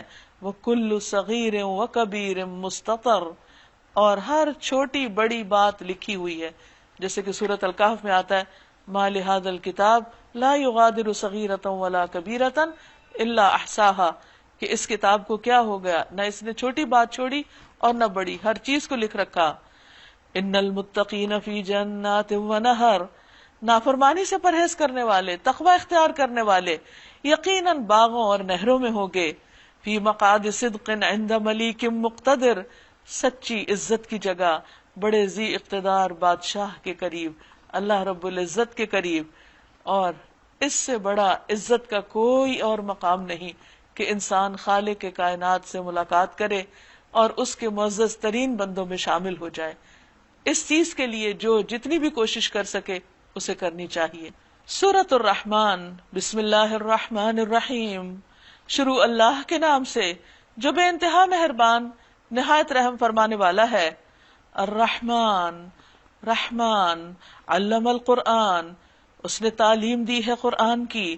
خلق الانسان، اسی نے انسان کو پیدا کیا. علمہ البیان، اور اسے بولنا سکھایا. اللہ سبحانہ و تعالیٰ کی بے شمار صفات ہیں، لیکن اس میں سے اس کی خاص صفت الرحمن جو بسم اللہ میں بھی آتی ہے، بسم اللہ الرحمن الرحیم. اور قرآن مجید کا جب آغاز ہوتا ہے اس وقت بھی ہم اللہ تعالیٰ کی صفات رحم کو پکارتے ہیں ایک طرح سے. تو اللہ تعالیٰ کی یہ رحمت ہے، اس کا ایک انعام ہے، اس کی ہم سب انسانوں کے اوپر ایک خاص شفقت ہے کہ علم القرآن، اس نے قرآن کی تعلیم دی ہے اور اس تعلیم کو اپنی طرف منسوب کیا. یعنی اگرچہ نبی صلی اللہ علیہ وسلم نے ہمارے سامنے پیش کیا، لیکن آپ کو بھی سکھانے کا بندوبست اللہ تعالیٰ نے فرمایا کہ اس میں جتنی بھی قوموں کے واقعات بار بار دہرائے جاتے ہیں، ان کی تاریخ دنیا میں کسی کو معلوم نہیں. صحیح ریکارڈ جو ہے وہ صرف اللہ کے پاس ہے، تو وہی کے ذریعے آپ صلی اللہ علیہ وسلم تک پہنچائے گئے، پھر آپ نے ہمیں دیے. یہ سارے واقعات کیوں سنائے اللہ تعالیٰ نے؟ ہم پر رحم فرماتے ہوئے کہ دیکھو تم وہ نہیں کرنا جو انہوں نے کیا، کہیں ایسا نہ ہو کہ تمہیں بھی اس انجام سے دوچار ہونا پڑے. اسی طرح اور کون سی چیزیں جو ہمارے حق میں بہتر ہیں، کون سی چیزیں نقصان دہ ہیں، سب کچھ اس کتاب میں بتا دیا گیا. خلق الانسان، اسی نے انسان کو پیدا کیا. اب دیکھیے کہ پہلے قرآن کی بات ہوئی، پھر انسان کی بات ہوئی. تو جس رب نے یہ قرآن بھیجا ہے اسی نے انسان کو بنایا ہے، اور پھر انسان کی وہ خوبی جو اسے باقی خوبیوں سے، باقی مخلوق سے ممیز کرتی ہے، بالکل الگ کرتی ہے، وہ ہے بولنے کی صلاحیت، بولنے کی قوت. اور بولتا انسان اس وقت ہے صحیح طور پر جب وہ صاحب شعور ہوتا ہے. نہیں گویا انڈائریکٹلی بتایا گیا کہ انسان کو عقل عطا کی، ورنہ تو چڑیا بھی بولتی ہے، پرندے بولتے ہیں، اور بہت سے جانور بولتے ہیں، بکریاں بھی بولتی، لیکن ان کا بولنا اور انسان کا بولنا بہت مختلف ہے. اور انسان کا بولنا کیا ہے کہ اس کے اندر اللہ نے سوچ سمجھ کی صلاحیت رکھی، خواہشات رکھی، جذبات رکھے، احساسات رکھے، اور انسان ان سب چیزوں کو ایکسپریس کرتا ہے اپنی زبان کے ذریعے. کتنا وہ عقل مند ہے، کیسے وہ جذبات رکھتا ہے، کیا وہ سوچتا ہے، یہ سب کچھ ہماری زبان ہی اگلتی ہے. اب ہونا کیا چاہیے کہ اس زبان سے جہاں ہم بہت کچھ اور باتیں کرتے ہیں وہاں قرآن کی تعلیم بھی حاصل کریں اور قرآن کی تعلیم بھی دیں. حدیث میں آتا ہے خیرکم من تعلم القرآن وعلمہ، تم میں بہترین ہے وہ لوگ جو قرآن سیکھیں اور سکھائیں. اس لیے بحیثیت مسلمان ہماری ذمہ داری بنتی ہے کہ اللہ کی اس کتاب کو توجہ دیں اور دوسروں تک پہنچائیں. الشمس والقمر بحسبان.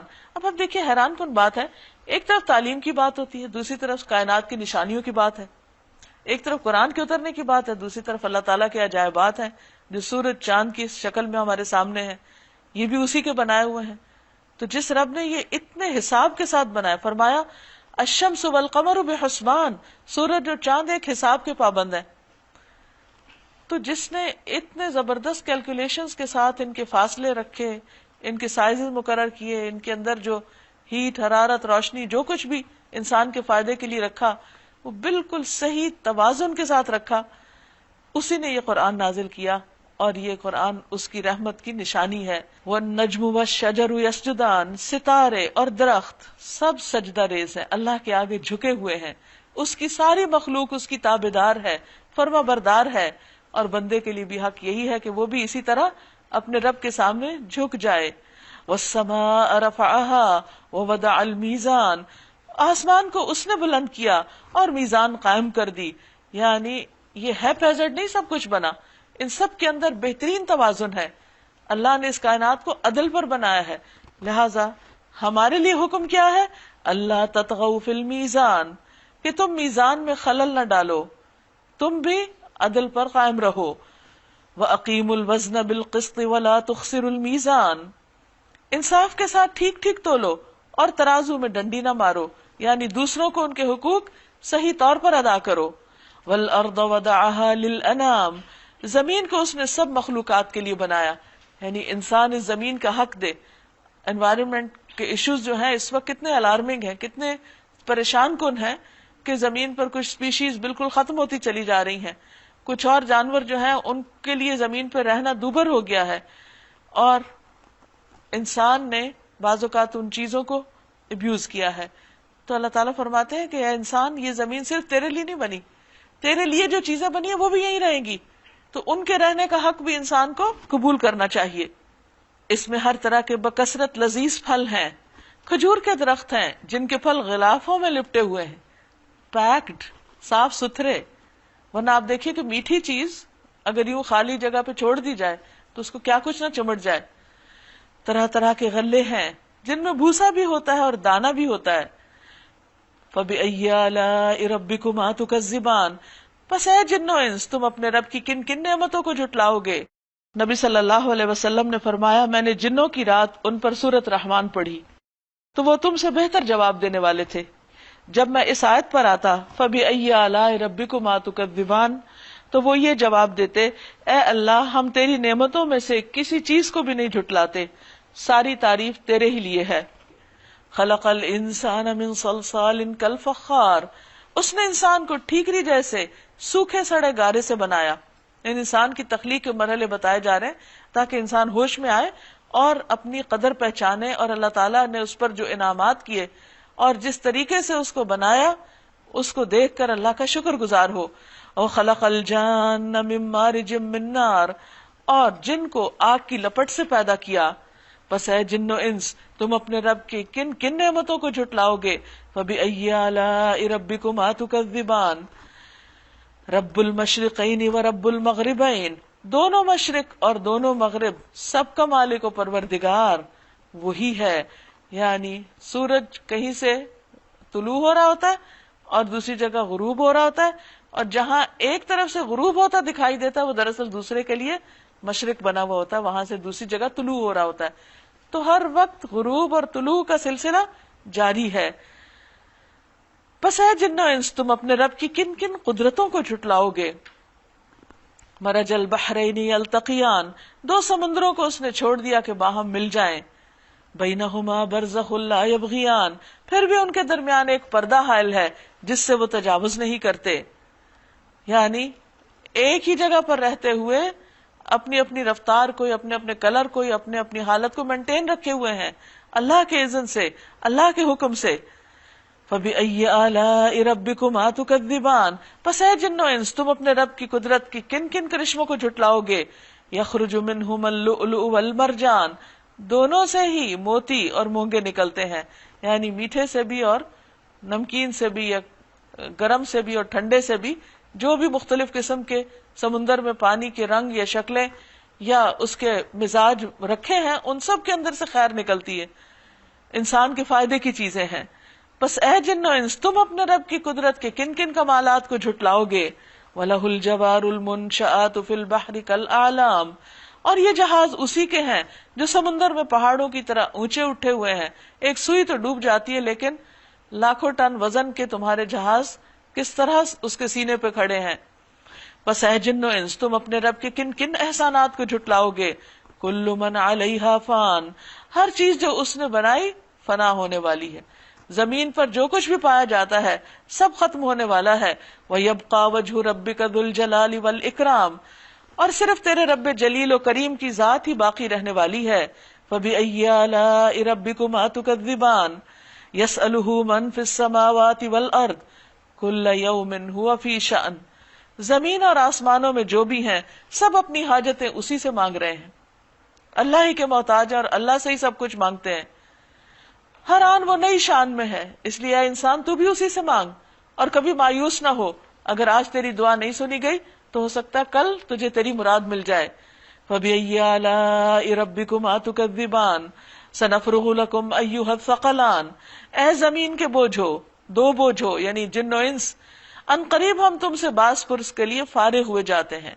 یعنی قیامت کا دن آئے گا تو دونوں سے حساب لیا جائے گا. یعنی جس طرح انسان مکلف ہے اسی طرح جن بھی، انسان اور جنوں دونوں کی طرف نبی صلی اللہ علیہ وسلم کو نبی بنا کر بھیجا گیا اور دونوں سے ہی عبادت کا مطالبہ کیا گیا. فَبِأَيِّ آلَاءِ رَبِّكُمَا تُكَذِّبَانِ يَا مَعْشَرَ الْجِنِّ وَالْإِنسِ إِنِ اسْتَطَعْتُمْ أَن تَنفُذُوا من أقطار السماوات والأرض فانفذوا لا تنفذون إلا بسلطان.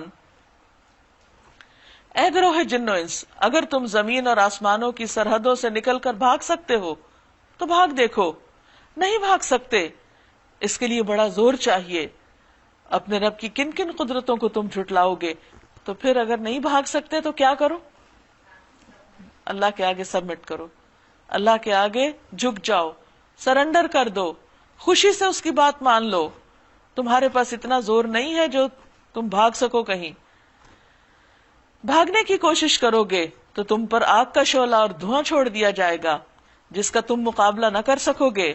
فَبِأَيِّ آلَاءِ رَبِّكُمَا تُكَذِّبَانِ، پھر کیا بنے گی اس وقت جب آسمان پھٹے گا اور لال چمڑے کی طرح سرخ ہو جائے گا، یعنی قیامت کے دن. فَبِأَيِّ آلَاءِ رَبِّكُمَا تُكَذِّبَانِ، تو اس وقت قیامت آ جائے گی تو پھر تم اپنے رب کی نعمتوں کو کیسے جھٹلاؤ گے؟ ان کا حساب دینا ہوگا. فَيَوْمَئِذٍ لَا يُسْأَلُ عَنْ ذَنبِهِ إِنسٌ وَلَا جَانٌ، اس روز کسی انسان اور کسی جن سے اس کا گناہ پوچھنے کی ضرورت نہ ہوگی، کیونکہ نامہ اعمال تیار ہو کے سامنے آ جائے گا، ہاتھ پاؤں گواہی دے رہے ہوں گے. اور ویسے اللہ سبحانہ وتعالیٰ خود سب سے بڑھ کر جاننے والا ہے. فَبِأَيِّ آلَاءِ رَبِّكُمَا تُكَذِّبَانِ يُعْرَفُ الْمُجْرِمُونَ بِسِیمَاهُمْ، مجرم اپنے چہروں سے ہی پہچان لیے جائیں گے. یعنی پوچھنے کی ضرورت ہی نہیں، جو جیسا ہوگا وہ اس کے چہرے سے ٹپک رہا ہوگا. فَيُؤْخَذُ بِالنَّوَاصِي وَالْأَقْدَامِ، تو ان کو پاؤں سے اور ان کے پیشانی کے بالوں سے پکڑ کے کھینچ لیا جائے گا. فَبِأَيِّ آلَاءِ رَبِّكُمَا تُكَذِّبَانِ هَٰذِهِ جَهَنَّمُ الَّتِي يُكَذِّبُ بِهَا الْمُجْرِمُونَ، اس وقت کہا جائے گا یہی وہ جہنم ہے جس کو مجرمین جھوٹ قرار دیتے تھے، جھٹلاتے تھے، مانتے نہیں تھے. یطوفون بینہا وبین حمیم آن، وہ اس میں اور گرم کھولتے پانی کے بیچ میں گردش کرتے رہیں گے. جیسے کہ پیچھے بھی اس کی تفصیل گزری ہے کہ جہنمیوں کو جب بھوک لگے گی تو زقوم دیا جائے گا، وہ اتنا کڑوا ہوگا کہ شدید پیاس لگے گی. پانی مانگیں گے تو ابلتا پانی دیا جائے گا جس سے ان کی آنتیں گل کے باہر آ جائیں گی. جب وہ پانی پی چکیں گے اور اس سے کوئی پیاس تو بجھے گی نہیں تو واپس ان کو دوبارہ جہنم میں جھونک دیا جائے گا، پھر وہاں پر تڑپیں گے اور دوبارہ یہی سائیکل چلتا رہے گا. فَبِأَيِّ آلَاءِ رَبِّكُمَا تُكَذِّبَانِ وَلِمَنْ خَافَ مَقَامَ رَبِّهِ جَنَّتَانِ، اور ہر اس شخص کے لیے جو اپنے رب کے حضور پیش ہونے کا خوف رکھتا ہے دو باغ ہیں. یعنی اب اچھے لوگوں کا انجام بہت اچھا بھی ہے. فَبِأَيِّ آلَاءِ رَبِّكُمَا تُكَذِّبَانِ ذَوَاتَا أَفْنَانٍ، ہری بھری ڈالیوں سے بھرپور. فَبِأَيِّ آلَاءِ رَبِّكُمَا تُكَذِّبَانِ فِيهِمَا عَيْنَانِ تَجْرِيَانِ، ان دونوں باغوں کے بیچ میں دو رواں چشمے. فَبِأَيِّ آلَاءِ رَبِّكُمَا تُكَذِّبَانِ، دونوں باغوں میں ہر پھل کی دو قسمیں. فَبِأَيِّ آلَاءِ رَبِّكُمَا تُكَذِّبَانِ، جنتی لوگ ایسے فرشوں پر تکیے لگا کے بیٹھیں گے جن کے استر دبیز ریشم کے ہوں گے اور باغوں کی ڈالیاں پھلوں سے جھکی پڑ رہی ہوں گی. یعنی جنت کی نعمتوں کا تذکرہ ہے. فَبِأَيِّ آلَاءِ رَبِّكُمَا تُكَذِّبَانِ، ان نعمتوں کے درمیان شرمیلی نگاہوں والیاں ہوں گی. جنت کی عورت کی نگاہ کی تعریف کی جا رہی کہ باحیا عورت ہوگی جنہیں ان جنتیوں سے پہلے کسی انسان یا جن نے چھوا نہ ہوگا. فَبِأَيِّ آلَاءِ رَبِّكُمَا تُكَذِّبَانِ، ایسی خوبصورت جیسے ہیرے اور موتی یعنی چھپا کے رکھے ہوئے. فَبِأَيِّ آلَاءِ رَبِّكُمَا تُكَذِّبَانِ هَلْ جَزَاءُ الْإِحْسَانِ إِلَّا الْإِحْسَانُ، نیکی کا بدلہ نیکی کے سوا اور کیا ہو سکتا ہے. محمد بن علی بن حنفیہ سے مروی ہے کہ یہ ایک ضابطہ ہے، یعنی هَلْ جَزَاءُ الْإِحْسَانِ إِلَّا الْإِحْسَانُ، جو نیک کے لیے بھی ہے اور بد کے لیے بھی. امام بخاری کہتے ہیں کہ ابو عبید کہتے ہیں کہ یہ ایک ضابطہ عامہ ہے، یعنی ہر ایک کے ساتھ ایسا ہی معاملہ کیا جانا چاہیے جیسا وہ کرتا ہے. یعنی اگر وہ اچھا کرتا ہے تو اس کے ساتھ اچھا کیا جائے، یعنی نیکی ہی. کوئی اچھا کرے تو اس کو عقل بھی کہتی ہے. انسان کی فطرت میں بھی یہی بات ہے، دین بھی یہی بتاتا ہے. کسی سے بھی پوچھ لیا جائے کہ جو اچھا کرے اس کے ساتھ کیا کیا جانا چاہیے، اس کا بدلہ اچھا ہی ہونا چاہیے. فَبِأَيِّ آلَاءِ رَبِّكُمَا تُكَذِّبَانِ وَمِن دُونِهِمَا جَنَّتَانِ، اور ان دو باغوں کے علاوہ دو اور باغ ہوں گے. فَبِأَيِّ آلَاءِ رَبِّكُمَا تُكَذِّبَانِ مُدْهَامَّتَانِ، گھنے سرسبز شاداب باغ. فَبِأَيِّ آلَاءِ رَبِّكُمَا تُكَذِّبَانِ فِيهِمَا عَيْنَانِ نَضَّاخَتَانِ، دونوں باغوں میں دو چشمے فواروں کی طرح ابلتے. فَبِأَيِّ آلَاءِ رَبِّكُمَا تُكَذِّبَانِ، ان میں بکثرت پھل اور کھجورے اور انار. جریر کہتے ہیں میں نے سلمان سے پوچھا رضی اللہ عنہ، اے ابو عبداللہ، یہ جو جنت میں کھجور اور درخت ہوں گے یہ کہاں ہوں گے؟ انہوں نے فرمایا اس کی جڑیں اور تنے سونے اور موتیوں کے ہوں گے اور اس کے اوپر والا حصہ کھجوریں ہوں گی. یعنی نیچے جو اس کا سٹیم ہے اور جو شاخیں وغیرہ ہیں وہ دنیا کی کھجوروں سے مختلف ہیں. وَبِأَيِّ آلَاءِ رَبِّكُمَا تُكَذِّبَانِ، ان نعمتوں کے درمیان خوب سیرت اور خوبصورت بیویاں، یعنی ظاہر اور باطن ان کا خوبصورت. فَبِأَيِّ آلَاءِ رَبِّكُمَا تُكَذِّبَانِ، خیموں میں ٹھہرائی ہوئی حوریں. فَبِأَيِّ آلَاءِ رَبِّكُمَا تُكَذِّبَانِ لَمْ يَطْمِثْهُنَّ إِنسٌ قَبْلَهُمْ وَلَا جَانٌ، ان جنتیوں سے پہلے کسی انسان یا جن نے ان کو چھوا نہ ہوگا. فَبِأَيِّ آلَاءِ رَبِّكُمَا تُكَذِّبَانِ، وہ جنتی سبز قالینوں، نفیس اور نادر فرشوں پہ تکیے لگا کے بیٹھیں گے. فَبِأَيِّ آلَاءِ رَبِّكُمَا تُكَذِّبَانِ تبارک اسم ربک ذی الجلال والإکرام، بڑی برکت والا ہے تیرے رب جلیل و کریم کا نام. تو اس سے یہ پتہ چلتا ہے کہ اللہ سبحانہ وتعالیٰ نے انسان کو بنایا، اس کی تعلیم کا انتظام کیا، اچھے برے کا فرق بتایا، اس کے سامنے دونوں راستے کھول کے رکھ دیے، اچھا بھی اور برا بھی، جنت اور دوزخ دونوں کا نقشہ بھی کھینچ کے رکھ دیا، اور اس میں جانے والوں کی صفات بھی بیان کر دی، اور پھر انسان پہ چھوڑ دیا کہ وہ اپنے لیے کون سا راستہ اختیار کرتا ہے. اور اگر کوئی نہ بھی مانے تو رب کا نام تو بہت برکتوں والا اور بہت جلال و اکرام والا ہے. اسے کوئی فرق نہیں پڑتا کہ کوئی ایک شخص بھی اگر اس کی اطاعت کی طرف نہ لپکے. تو اس میں ہماری اپنی عزت اور ہمارا اپنا فائدہ اور بھلا ہے کہ ہم اپنے رب کی طرف خوشی سے آگے بڑھیں، کیونکہ اگر ہم صرف اس کے آگے کھڑے ہی ہوں گے تو وہ دوڑ کر ہماری طرف آئے گا. اور فَبِأَيِّ آلَاءِ رَبِّكُمَا تُكَذِّبَانِ کے سلسلے میں یہ بات بھی یاد رہے کہ ایک بار نہیں بار بار اس بات کی تکرار ہے. اللہ سبحانہ تعالیٰ کا یہ رحم ہے، اس کی رحمت ہے کہ اس نے انسان کو خبردار کیا اور اسے نعمتوں کو دیکھنے، ان پر غور و فکر کرنے کی دعوت دی، اور اسے پہلے سے بتا دیا کہ اتنا کچھ تمہیں دیا گیا ہے کہ جس کو تم جھٹلا نہ سکو گے، جس کا تم انکار نہیں کر سکو گے. تو اگر کل انکار نہیں ہوگا تو آج ہمارا رویہ انکار سے اقرار میں بدل جانا چاہیے. اور اس موقع پر نبی صلی اللہ علیہ وسلم نے فرمایا کہ جنہوں نے تم سے زیادہ بہتر جواب دیا تھا کہ جب ان کے سامنے یہ آیات پڑھی گئی تو انہوں نے کہا کہ اے رب ہم تیری کسی بھی نعمت کو نہیں جھٹلاتے. تو اللہ تعالیٰ سے دعا ہے کہ وہ ہمیں بھی ان نعمتوں کا صحیح معنوں میں اقرار کرنے، اعتراف کرنے، ان کا حق ادا کرنے اور اس پر اللہ تعالیٰ کا شکر ادا کرنے کی ہم کو توفیق عطا کرے. سورۃ الواقعہ. بسم اللہ الرحمن الرحیم، شروع اللہ کے نام سے جو بے انتہا مہربان نہایت رحم فرمانے والا ہے. اذا وقعت الواقعہ لیس لوقعتها کاذبہ خافضۃ رافعہ اذا رجت الارض رجا وبست الجبال بسا فکانت ہباء منبثا. جب وہ ہونے والا واقعہ پیش آ جائے گا تو کوئی اس کے وقوع کو جھٹلانے والا نہ ہوگا. یعنی قیامت کا دن جب آ جائے گا سامنے تو کوئی یہ نہ کہے گا کہ میں نہیں مانتا اس کو. اب وہ تہ و بالا کر دینے والی آفت ہوگی. زمین اس وقت یک بارگی ہلا ڈالی جائے گی، پوری زمین پہ زلزلہ ہوگا. ابھی تو جو زلزلے آتے ہیں کسی ایک ایریے میں ہوتا ہے، دوسرے میں نہیں ہوتا، باقی پرسکون ہی ہوتے ہیں، لیکن اس دن کسی کو بھی سکون نہ ملے گا. وَبُسَّتِ الْجِبَالُ بَسًّا، اور پہاڑ اسی طرح ریزہ ریزہ کر دیے جائیں گے، اڑے پھر رہے ہوں گے کہ پراگندہ غبار بن کے رہ جائیں. تم لوگ اس وقت 3 گروہوں میں تقسیم ہو جاؤ گے، سارے انسان 3 گروپس میں بٹ جائیں گے. دائیں بازو والے، دائیں بازو والوں کی خوش نصیبی کا کیا کہنا، یہ آبویسلی عام نیک لوگوں کی بات ہو رہی ہے جو کامیاب ہو جائیں گے الٹیمیٹلی. اور بائیں بازو والے، تو بائیں بازو والوں کی بد نصیبی کا کیا ٹھکانا، یہ اللہ کے نافرمان لوگ ہوں گے، اللہ کا انکار کرنے والے، اس کے دین کا انکار کرنے والے، اس کے احکامات سے پھرنے والے. اور آگے والے تو بس آگے والے ہی ہیں. والسابقون السابقون اولئک المقربون فی جنات النعیم. آگے والے تو پھر آگے والے ہی ہیں، وہی تو مقرب لوگ ہیں، نعمت بھری جنتوں میں رہیں گے. یہ کون لوگ ہیں؟ حدیث میں آتا ہے، نبی صلی اللہ علیہ وسلم نے فرمایا میری امت کے ہر دور میں سابقون ہوں گے، یعنی جو نیکی کے کاموں میں آگے بڑھ جائیں گے. وہ جن کا حال یہ تھا کہ جب ان کے آگے حق پیش کیا گیا تو انہوں نے قبول کر لیا، انکار ہی نہیں کیا.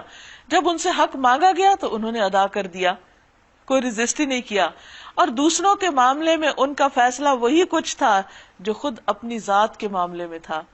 یہ ہے سابقین کی علامت کہ دوسروں کے لیے بھی وہ اتنے ہی خیر خواہ جتنی کوئی خیر خواہی اپنے لیے کرے، اپنی ذات سے کرے، یعنی دوسروں کا فائدہ اور بھلا چاہنے والے لوگ، اور نیکی کے کام اور نیکی کے راستوں پر دوڑنے والے، اللہ کی طرف بھاگنے والے، اور کسی بھی لمحہ کسی بھی نیکی کے کام کو حقیر یا معمولی سمجھ کے چھوڑنے والے نہیں.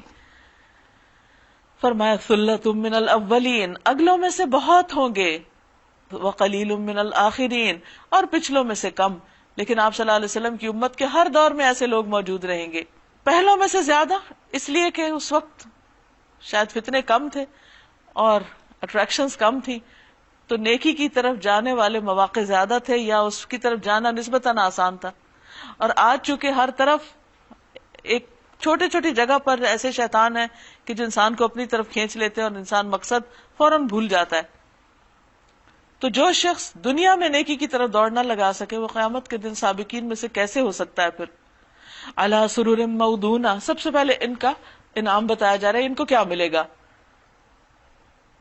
مرصع تختوں پر تکیے لگائے آمنے سامنے بیٹھیں گے، یعنی ان کے جو بیٹھنے کی سٹنگ روم ہوں گے یا سٹنگ ایریا ہوں گے وہ بہت ہی زبردست ڈیکوریشن والے ہوں گے.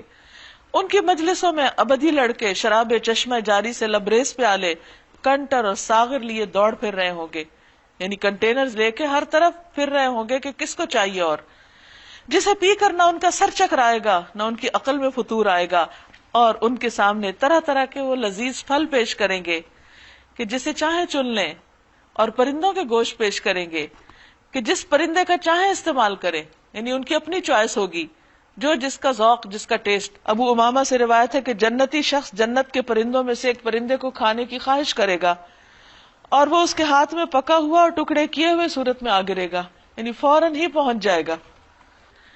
اور ان کے لیے خوبصورت آنکھوں والی حوریں ہوگی، ایسی حسین جیسے چھپا کر رکھے ہوئے موتی. یہ سب کچھ ان اعمال کی جزا کے طور پر انہیں ملے گا جو وہ دنیا میں کرتے رہے. وہاں وہ کوئی بےہودہ کلام یا گناہ کی بات نہ سنیں گے، یعنی وہاں ان کی گفتگو بھی بہت اچھی ہوگی، اور کوئی کسی کو ستائے گا نہیں، کوئی کسی کا مذاق نہیں اڑائے گا، کوئی کسی کو پھپتی نہیں کسے گا، کوئی کسی کو بلٹل نہیں کرے گا. ہر کوئی بات کرے گا تو وہ دوسرے کی خوشی کا ہی باعث ہوگی، وہ خوشی میں اضافہ کرنے والی ہوگی. دنیا میں آپ دیکھیے کہ قریب سے قریب لوگوں کے اندر بھی بدمزگیاں ہو جاتی ہیں، ہسبینڈ وائف کے بیچ میں، بہن بھائیوں کے بیچ میں، ماں اور بچوں کے بیچ میں ہمیشہ خوشگوار گفتگو نہیں ہوتی، کوئی نہ کوئی لغو کا پہلو شامل ہو ہی جاتا ہے.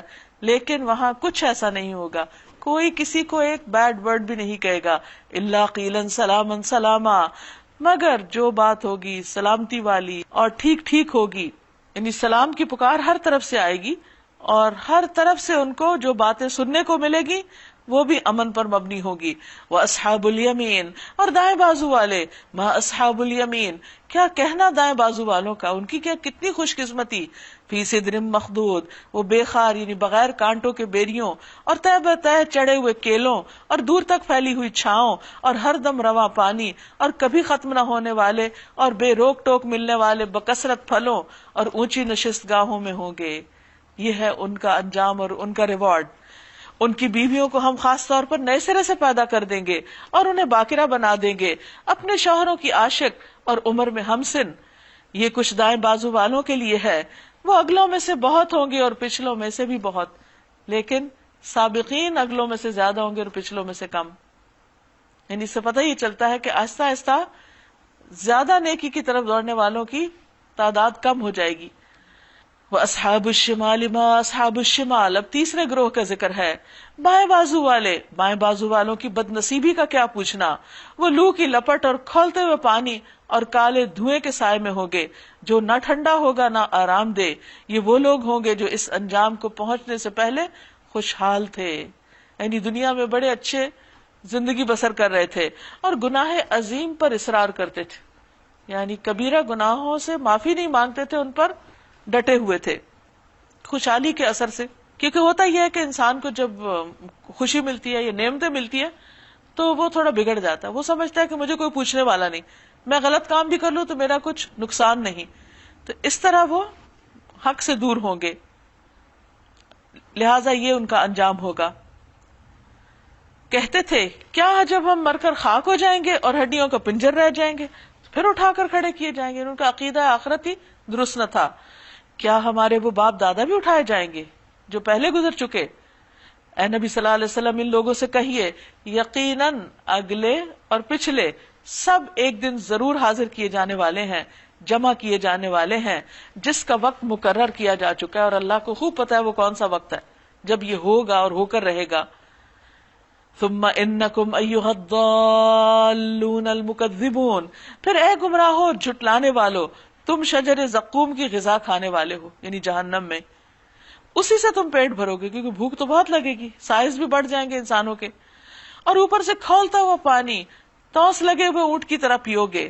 یعنی ایک بیماری ہے اونٹ کی کہ جس میں اونٹ بہت زیادہ پیتا ہے لیکن پھر بھی اس کی پیاس نہیں بجھتی۔ یہ ہے بائیں بازو والوں کی ضیافت کا سامان روز جزا میں، قیامت کے دن ان کو یہ بدلہ ملے گا۔ نحن خلقناکم فلولا تصدقون، ہم نے تمہیں پیدا کیا ہے پھر تم تصدیق کیوں نہیں کرتے، اس بات کو مان کیوں نہیں جاتے، اس کو ایکسپٹ کیوں نہیں کرتے؟ کیونکہ جب انسان اس بات کو مان لیتا تو پھر اللہ کا حق بھی ماننے لگتا ہے، وہ تو قدرتی نتیجہ ہے اس کا۔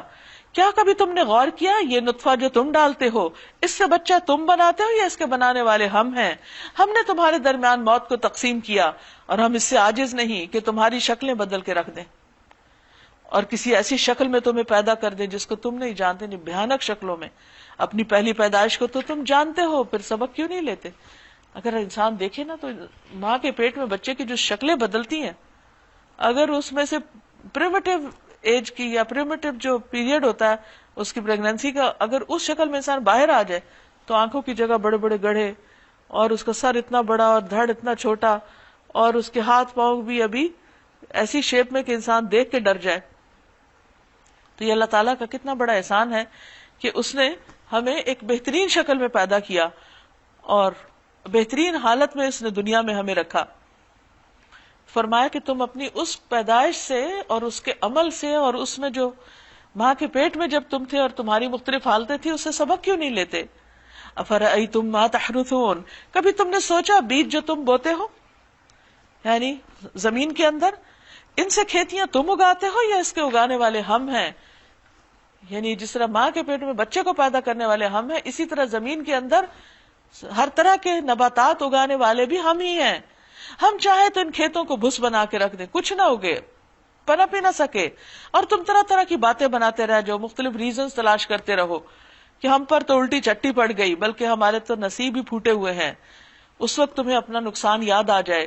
کبھی تم نے آنکھیں کھول کر دیکھا یہ پانی جو تم پیتے ہو، کبھی سوچا ہم نے جب ہم پی رہے ہوتے اسے تم نے بادل سے برسایا یا اس کے برسانے والے ہم ہیں؟ کیونکہ اگر اللہ تعالیٰ بادل نہ برسائے، خشک سالی ہو جائے، تو پھر آپ دیکھیے کہ کوئی خوشحالی باقی نہ رہے۔ ہم چاہیں تو اسے سخت کھاری بنا کے رکھ دیں، یعنی کڑوا، کیونکہ سمندر تو کڑوا ہوتا ہے، اور اس سے جو پانی اوپر اٹھتا ہے اس میں کتنی حیرت انگیز بات ہے کہ نمک ساتھ نہیں جاتا، ایک تو سے میٹھا پانی جاتا ہے، پھر وہ بادل بن کے کسی زمین پہ برستا ہے، پھر انسان اس سے پیتے بھی ہیں، کھاتے پیتے بھی ہیں، نہاتے بھی ہیں، اور دیگر ضروریات بھی پوری کرتے ہیں۔ پھر کیوں تم شکر گزار نہیں ہوتے؟ اصل بات یہ نہیں کہ کھانا پینا چھوڑ دے انسان، اصل بات یہ ہے کہ اللہ کا شکر ادا کرتا رہے جو بھی استعمال کرے۔ افرأیتم النار التی تورون، کبھی تم نے خیال کیا یہ آگ جو تم سلگاتے ہو اس کا درخت تم نے پیدا کیا یا اس کا پیدا کرنے والے ہم ہیں؟ ہم نے اس کو یاد دہانی کا ذریعہ اور حاجت مندوں کے لیے سامان زیست بنا دیا. یعنی اللہ تعالیٰ نے انسانوں کی ضرورت پوری کرنے کے لیے ہر جگہ اس کے مطلوبہ چیزیں رکھ دی. اب پہلے زمانے میں ماچس کے کارخانے تو نہیں تھے، یہ بجلی تو نہیں تھی کہ جس سے لوگ اپنے ہیٹر جلاتے، تو اس وقت اللہ تعالیٰ نے ان کے لیے ایسے درخت پیدا کیے کہ جن کی ٹہنیوں کو آپس میں ٹکرار کے آگ پیدا کر لیتے تھے وہ. فسبح بسم ربک العظیم، پس اپنے رب عظیم کے نام کی تسبیح کیجئے، یعنی ان سب نعمتوں کا شکر ادا کرنے کے طور پر. فلا اقسم بمواقع النجوم، پس نہیں میں قسم کھاتا ہوں تاروں کے مواقع کی. اور اگر تم سمجھو تو یہ بہت بڑی قسم ہے کہ یہ ایک بلند پایا قرآن ہے، بہت عزت والا، عظمت والا، ایک محفوظ کتاب میں ثبت، یعنی لوح محفوظ پر، جسے مطہرین کے سوا کوئی چھو نہیں سکتا. یعنی وہاں پاکیزہ فرشتے اس کی حفاظت پر ہے یا اس کو ہاتھ لگا سکتے ہیں، ہر ایک نہیں. تنزیل من رب العالمین، یہ رب العالمین کا نازل کرتا ہے. اس سے دراصل قرآن پاک کی عظمت کا بیان کرنا مقصود ہے کہ دیکھو اللہ نے اس کو کتنی عزت دی ہے. بندو تم بھی اس کو مقام دو، تم بھی اس کی قدر کرو. افبہذا الحدیث انتم مدہنون، پھر کیا اس کلام کے ساتھ تم بے اتنائی برتتے ہو، بے رخی برتتے ہو. یہاں ایک طرف قرآن مجید کی شان بیان کی جا رہی ہے اور دوسرا ان لوگوں کا رویہ بیان کیا جا رہا ہے جو قرآن پاک کے ساتھ کرتے ہیں. وَتَجْعَلُونَ رِزْقَكُمْ أَنَّكُمْ تُكَذِّبُونَ، اور اس نعمت میں اپنا حصہ تم نے یہ لگا رکھا ہے کہ تم اسے جھٹلاتے ہو.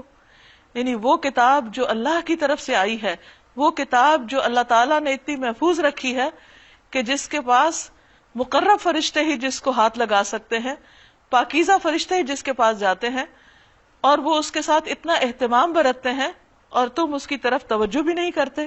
فلولا اذا بلغت الحلقوم وانتم حينئذ تنظرون ونحن اقرب اليه منكم ولكن لا تبصرون. اب اگر تم کسی کے محکوم نہیں، کوئی تمہیں پکڑ نہیں سکتا، تم کسی کے کنٹرول میں نہیں، تم سمجھتے ہو کہ تم آزاد ہو اور اپنے اس خیال میں سچے ہو، تو جب مرنے والے کی جان حلق تک پہنچ چکی ہوتی ہے اور تم آنکھوں دیکھ رہے ہوتے ہو کہ وہ مر رہا ہے، اس وقت اس کی نکلتی ہوئی جان کو واپس کیوں نہیں لاتے؟ اس وقت تمہارا اختیار، تمہاری قوت، تمہاری طاقت کہاں جاتی ہے کہ بڑے سے بڑے ڈاکٹرز اور بڑی سے بڑی مشینیں بھی اس کے اندر روح نہیں ڈال سکتی، واپس نہیں لا سکتے. اس وقت تمہاری بنسبت ہم اس کے زیادہ قریب ہوتے ہیں. انسان کو دنیا کے بنسبت آخرت کے منظر نظر آنے لگتے ہیں مگر تم کو نظر نہیں آتے. فرشتے جو پاس بیٹھے ہوتے ہیں کوئی بھی نہیں دیکھ پاتا، لیکن اس کو نظر آ رہے ہوتے ہیں جو مر رہا ہوتا ہے، جو دنیا سے جا رہا ہوتا ہے. پھر وہ مرنے والا اگر مقربین میں سے ہو، اللہ کے پسندیدہ بندوں میں سے ہو، تو اس کے لیے راحت اور عمدہ رزق اور نعمت بھری جنت ہے. فرشتے مومن کی روح کو آسمان کی طرف چڑھا لے جاتے ہیں. آسمان کا دروازہ کھلتا ہے، پوچھا جاتا ہے یہ کون ہے؟ کہا جاتا ہے فلاں شخص ہے. وہ کہتے ہیں مرحبا ہے پاک نفس جو پاک بدن میں تھا، داخل ہو جاؤ قابل تعریف اور خوش ہو جاؤ اللہ کی رحمت اور خوشبو سے اور اس رب سے جو ناراض نہیں ہے. برابر اس سے یہی کہا جاتا ہے یہاں تک کہ اس کی روح آسمان تک پہنچتی ہے جہاں اللہ عز و جل ہے. اور اگر وہ اصحاب الیمین میں سے ہو، دائیں بازو والوں میں سے ہو، نیک لوگوں میں سے ہو، تو اس کا استقبال یوں ہوتا ہے کہ سلام ہے تجھے، تو اصحاب الیمین میں سے ہے. یعنی اس کو وہیں بتا دیا جاتا ہے کہ تم آئندہ کس کیٹیگری میں ہوگے. اور اگر وہ جھٹلانے والے گمراہ لوگوں میں سے ہو تو اس کی تواضع کے لیے کھولتا ہوا پانی ہے اور جہنم میں جھونکا جانا ہے. فَنُزُلٌ مِّنْ حَمِيمٍ وَتَصْلِيَةُ جَحِيمٍ إِنَّ هَذَا لَهُوَ حَقُّ الْيَقِينِ فَسَبِّحْ بِاسْمِ رَبِّكَ الْعَظِيمِ. یہ سب کچھ قطعی حق ہے، یہ بالکل سچ ہے، ایسا ہی ہونا ہے، اسی طرح دنیا سے روانگی ہے. پس اے نبی صلی اللہ علیہ وسلم اپنے رب عظیم کے نام کی تسبیح کیجئے. تسبیح کا مطلب ہوتا ہے اللہ کی پاکی بیان کرنا کہ پاک ہے وہ رب ہر عیب سے، ہر نقص سے، جس نے یہ سارا سلسلہ چلایا، جس نے یہ سارے انتظامات رکھے اور جو جس چیز کا مستحق تھا اس کو اس ٹھکانے تک پہنچا دیا. سورۃ الحدید. بسم اللہ الرحمن الرحیم. سبح للہ ما فی السماوات والارض شروع اللہ کے نام سے جو بے انتہا مہربان نہایت رحم فرمانے والا ہے. اللہ کی تسبیح کی ہے ہر اس چیز نے جو زمین اور آسمانوں میں ہے. وَهُوَ الْعَزِيزُ الْحَكِيمُ اور وہ زبردست ہے حکمت والا ہے. لَهُ مُلْكُ السَّمَاوَاتِ وَالْأَرْضِ زمین اور آسمانوں کی سلطنت کا مالک وہی ہے. یحیی و یمیت وہی زندگی بخشتا ہے وہی موت دیتا ہے. وَهُوَ عَلَى كُلِّ شَيْءٍ قَدِيرٌ اور وہ ہر چیز پر قدرت رکھتا ہے, ہر چیز پر اسی کا اختیار ہے, اسی کی طاقت سب سے بڑی ہے. هو الاول والآخر والظاہر والباطن وهو بكل شيء علیم وہی اول بھی ہے اور آخر بھی اور ظاہر بھی اور باطن بھی اور وہی ہر چیز کا علم رکھتا ہے. اللہ سبحانہ وتعالیٰ کی یہ صفات جو قرآن مجید میں بیان کی گئی ہیں ہمارے لیے لازم ہے کہ ان کو سمجھے, اللہ تعالیٰ کی معرفت حاصل کریں اور ان کے ساتھ اللہ تعالیٰ کو پکاریں بھی. نبی صلی اللہ علیہ وسلم کے بعض دعاؤں میں یہ الفاظ پائے جاتے ہیں. مثلاً ایک دعا میں آتا ہے کہ انت الاول فلیس قبلک شیء تو ہی پہلا ہے تجھ سے پہلے کوئی نہیں. وانت الآخر فلیس بعدک شیء تو ہی آخر ہے کوئی تیرے بعد نہیں. وانت الظاہر فلیس فوقک شیء تو ہی ظاہر ہے کوئی تجھ سے اوپر نہیں. وانت الباطن فلیس دونک شیء تو ہی باطن ہے کوئی تجھ سے مخفی تر نہیں. یعنی اول و آخر, سارا حکم, اقتدار, قوت, ہر چیز کا مالک تو ہی ہے اور باقی سب تیری مخلوق ہے. جب انسان اللہ کے ناموں کو جانتا ہے, اس کی صفات کو پہچانتا ہے تو اللہ تعالیٰ سے محبت بھی بڑھتی ہے, اللہ تعالیٰ کی قدر بھی آتی ہے اور پھر اللہ تعالیٰ کی اطاعت کو دل بھی چاہتا ہے. پھر مزید فرمایا هو الذی خلق السماوات والارض فی 6 ایام اتنی بڑی زمین اور آسمانوں کے اندر کی بے پناہ مخلوق کہ جس کا انسان شمار نہیں کر سکتا, فرمایا اسے 6 دنوں میں پیدا کیا. ثم استوى على العرش پھر عرش پر مستوی ہوا. يعلم ما يلج في الارض وما يخرج منها وہی جانتا ہے جو زمین میں جاتا ہے اور جو اس سے نکلتا ہے. اب یہ جو عرش پر مستوی ہونے کی بات ہے اس کے بارے میں کوئی نہیں جانتا اس کی کیفیت کیا ہے. امام مالک سے کسی نے اسی کے بارے میں پوچھا تھا تو انہوں نے کہا کہ الاستواء معلوم, ہمیں یہ تو معلوم ہے کہ اللہ سبحانہ وتعالی مستوی ہوئے, والکیف مجہول کیسے ہوئے, کیا طریقہ تھا, کسی کو نہیں خبر, اللہ نے نہیں بتایا تو کیسے پتا چل سکتا ہے. والسؤال عنہ بدعہ اور اگر کوئی پوچھے کہ کیسے ہوا تھا تو یہ سوال ہی بدعت ہے, ایسے سوال پوچھنے بھی نہیں چاہیے.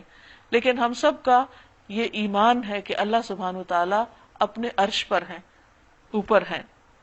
پھر فرمایا جو کچھ زمین میں جاتا ہے اس کو وہ جانتا ہے, جو اس سے نکلتا ہے اور جو آسمان سے اترتا ہے اور جو اس میں چڑھتا ہے, یعنی انسانوں کے اعمال اور انسانوں کی روحیں مرنے کے بعد جو اوپر جاتی سب اللہ تعالیٰ کے علم میں ہے.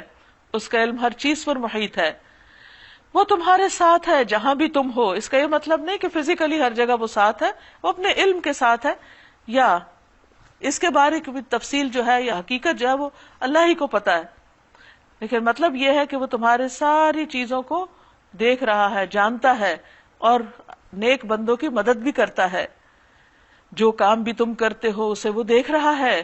وہی زمین اور آسمانوں کی بادشاہی کا مالک ہے اور تمام معاملات فیصلے کے لیے اسی کی طرف رجوع کیے جاتے ہیں.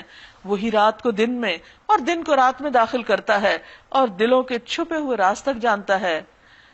یہ ہے تمہارا رب, لہٰذا تم کیا کرو, آمنو باللہ ورسولہ, ایمان لاؤ اللہ اور اس کے رسول پر, وانفقوا مما جعلکم مستخلفین فیہ, اور خرچ کرو ان چیزوں میں سے جس پر اس نے تمہیں اختیار دیا ہے, جو تمہاری جانشینی میں اس نے دی ہیں, تمہارے اختیار میں دی ہیں. فالذین آمنوا منکم وانفقوا لهم اجر کبیر, تو وہ لوگ جو ایمان لائے تم میں سے اور جنہوں نے خرچ کیا ان کے لیے بہت بڑا اجر ہے.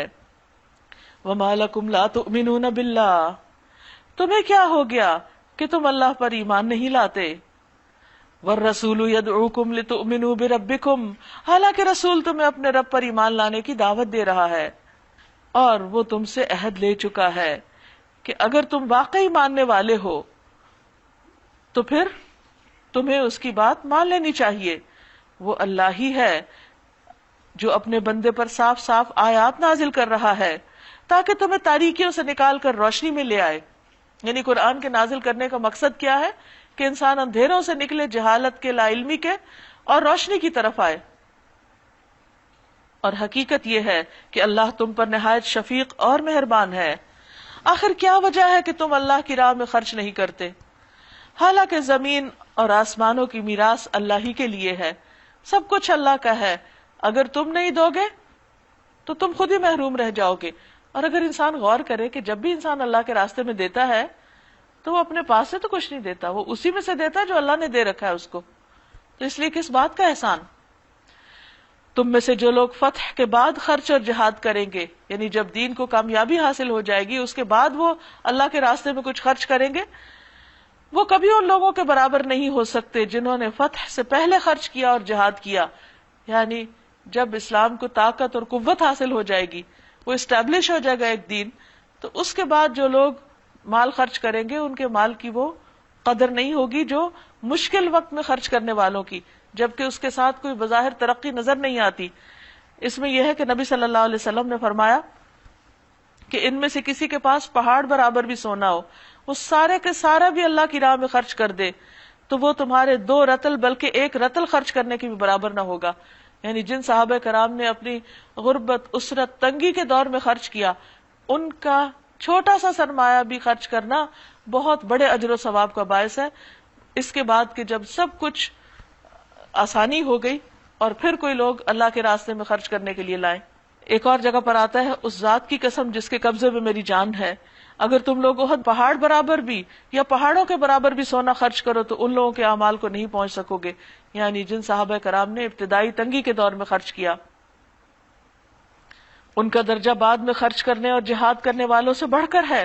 اگرچہ اللہ نے دونوں سے ہی اچھے وعدے فرمائے، یعنی اللہ تعالیٰ کسی کا بھی اجر مارتا نہیں، لیکن اس وقت میں قربانی کرنا جب انسان خود مشکل حال میں ہو، وہ قربانی کہیں زیادہ بڑی ہوتی بنسبت اس کے کہ جب انسان سہولت کے ساتھ کچھ کر رہا ہو. جو کچھ تم کرتے ہو اللہ اس سے باخبر ہے. یعنی اللہ اجر دیتے وقت یہ دیکھے گا کہ کس نے کس وقت میں کیا کام کیا اور کیسے کیا. من ذا الذی یقرض اللہ قرضا حسنا، کون ہے جو اللہ کو قرض دے، اچھا قرض، تاکہ اسے کئی گنا بڑھا کر واپس کر دے. یعنی اللہ نے اپنے پاس نہیں رکھنا، تمہیں کو لوٹانا ہے، تمہیں کو اجر ملے گا اور اس کے لیے بہترین اجر ہے. یوم تری المؤمنین والمؤمنات، اس دن جب کہ تم مومن مردوں اور عورتوں کو دیکھو گے. یہ کون سا دن ہے؟ قیامت کا. یسعی نورہم بین ایدیہم وبایمانہم، ان کا نور ان کے آگے آگے اور ان کی دائیں جانب دوڑ رہا ہوگا. یہ کس چیز کا نور ہوگا؟ ان کے ایمان کا، ان کے عمل صالح کا، اور ان کی نیکیاں روشنی کی شکل میں ان کو قیامت کے اندھیروں میں راہ دکھا رہی ہوں گی. ان سے کہا جائے گا آج بشارت ہے تمہارے لیے، خوشخبری ہے، جنتیں ہوں گی جن کے نیچے نہریں بہ رہی ہوں گی، جن میں وہ ہمیشہ رہیں گے. یہی بہت بڑی کامیابی ہے. اس روز منافق مردوں اور عورتوں کا حال یہ ہوگا کہ وہ مومنوں سے کہیں گے ذرا ہماری طرف دیکھو تاکہ ہم تمہارے نور سے کچھ فائدہ اٹھا لیں، کیونکہ دنیا میں انہوں نے وہ نور حاصل ہی نہیں کیا ہوگا.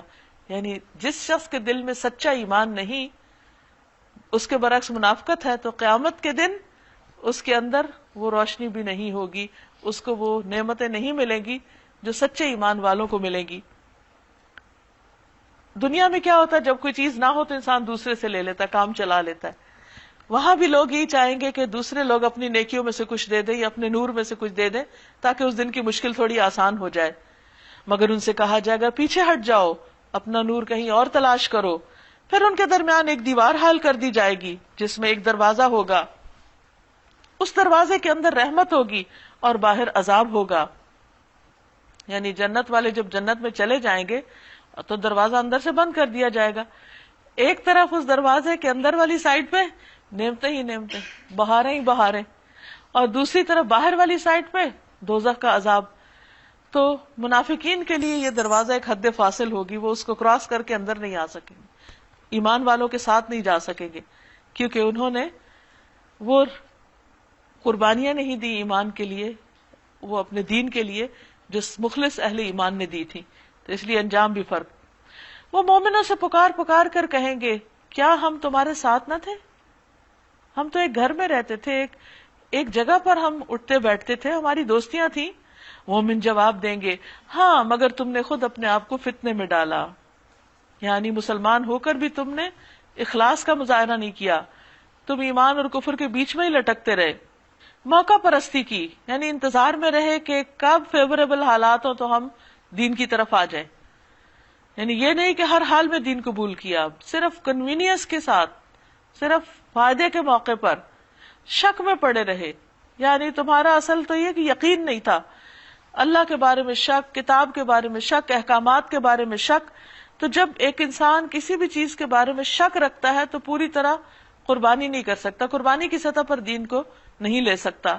اور جھوٹی توقعات تمہیں فریب دیتی رہیں کہ ہاں ہمارے بہت سارے جو نیک دوست ہیں وہ ہمیں چھڑا لیں گے، یہاں تک کہ اللہ کا فیصلہ آ گیا، یعنی تمہیں موت آ گئی، یا پھر یہ کہ تم مغلوب ہو گئے.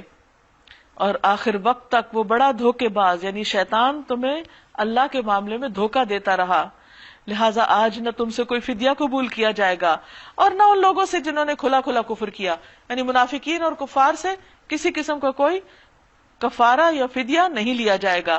تمہارا ٹھکانہ جہنم ہے، وہی تمہاری خبرگیری کرنے والی ہے، اور یہ بدترین انجام ہے. کیا ایمان لانے والوں کے لیے ابھی وہ وقت نہیں آیا کہ ان کے دل اللہ کے ذکر سے پگھل جائیں، اللہ کی بات سنتے ہی ان کے دلوں کی بے حسی ختم ہو جائے، ان کے اندر ایک حرارت آ جائے اور اس کے نازل کردہ حق کے آگے جھک جائیں کہ جو اللہ نے اتارا ہے مجھے اپنی زندگی اس کے مطابق گزارنی ہے.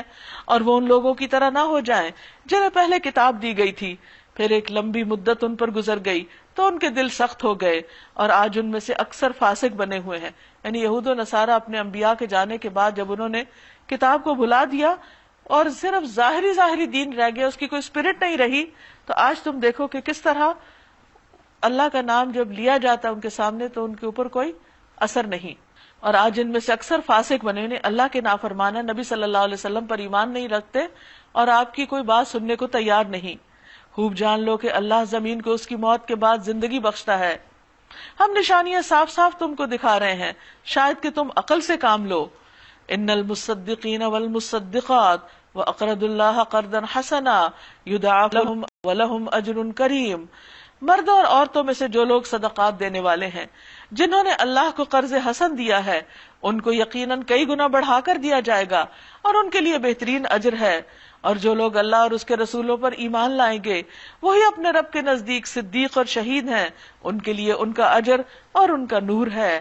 اور جن لوگوں نے کفر کیا اور ہماری آیات کو جھٹلایا وہ دوزخ میں جانے والے ہیں. اعلموا، خوب جان لو، انما الحیات الدنیا لعب ولہو، کہ یہ دنیا کی زندگی کھیل تماشے کے سوا کچھ نہیں. وزینۃ وتفاخر بینکم وتکاثر فی الاموال والاولاد، کہ ایک ظاہری دل لگی اور ٹیپ ٹاپ اور تمہارا آپس میں ایک دوسرے پر فخر جتانا اور مال اور اولاد میں ایک دوسرے سے بڑھ جانے کی خواہش کرنا. اس کی مثال ایسے ہے جیسے ایک بارش، جب بارش ہوئی تو اس سے پیدا ہونے والی نباتات کو دیکھ کر کاشتکار خوش ہو گئے کہ ہر طرف گرینری ہو گئی. پھر وہی کھیتی پک جاتی ہے اور تم دیکھتے ہو کہ زرد ہو گئی، پھر وہ بھس بن کے رہ جاتی ہے. اس کے برعکس آخرت وہ جگہ ہے جہاں سخت عذاب ہے اور اللہ کی مغفرت اور اس کی خوشنودی ہے. وَمَا الْحَيَاةُ الدُّنْيَا إِلَّا مَتَاعُ الْغُرُورِ، اور دنیا کی زندگی دھوکے کے سامان کے سوا کچھ بھی نہیں.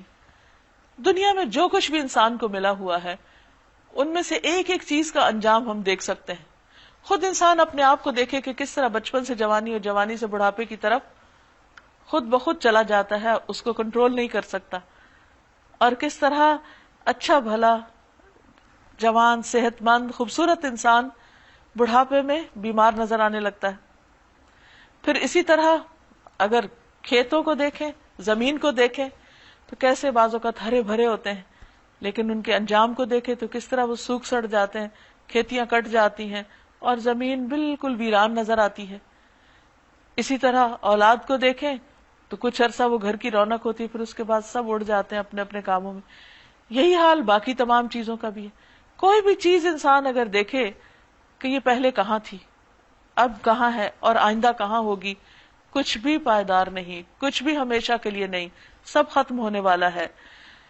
تو پھر انسان کرے کیا اسی دنیا کی چیزوں کے پیچھے کھو کے رہ جائے؟ نہیں. سابقوا الی مغفرۃ من ربکم وجنۃ عرضھا کعرض السماء والارض، دوڑو اور ایک دوسرے سے آگے بڑھنے کی کوشش کرو. سابقو، باہم کمپٹیشن کرو. کس میں؟ اپنے رب کی مغفرت کی طرف دوڑو اور اس جنت کی طرف جس کی وسعت آسمان و زمین جیسی ہے. بہت بڑا گھر ہے وہ تمہارے لیے جو تیار کیا گیا ہے ان لوگوں کے لیے جو اللہ اور اس کے رسولوں پر ایمان لانے والے ہیں. یہ اللہ کا فضل ہے، جسے چاہتا ہے عطا فرماتا ہے، اور اللہ بڑے فضل والا ہے. ما اصاب من مصیبت فی الارض ولا فی انفسکم الا فی کتاب من قبل ان نبرأها. کوئی مصیبت ایسی نہیں جو زمین میں یا تمہارے اپنے نفس میں نازل ہوتی ہو اور ہم نے اس کو پیدا کرنے سے پہلے ایک کتاب میں نہ لکھ رکھا ہو.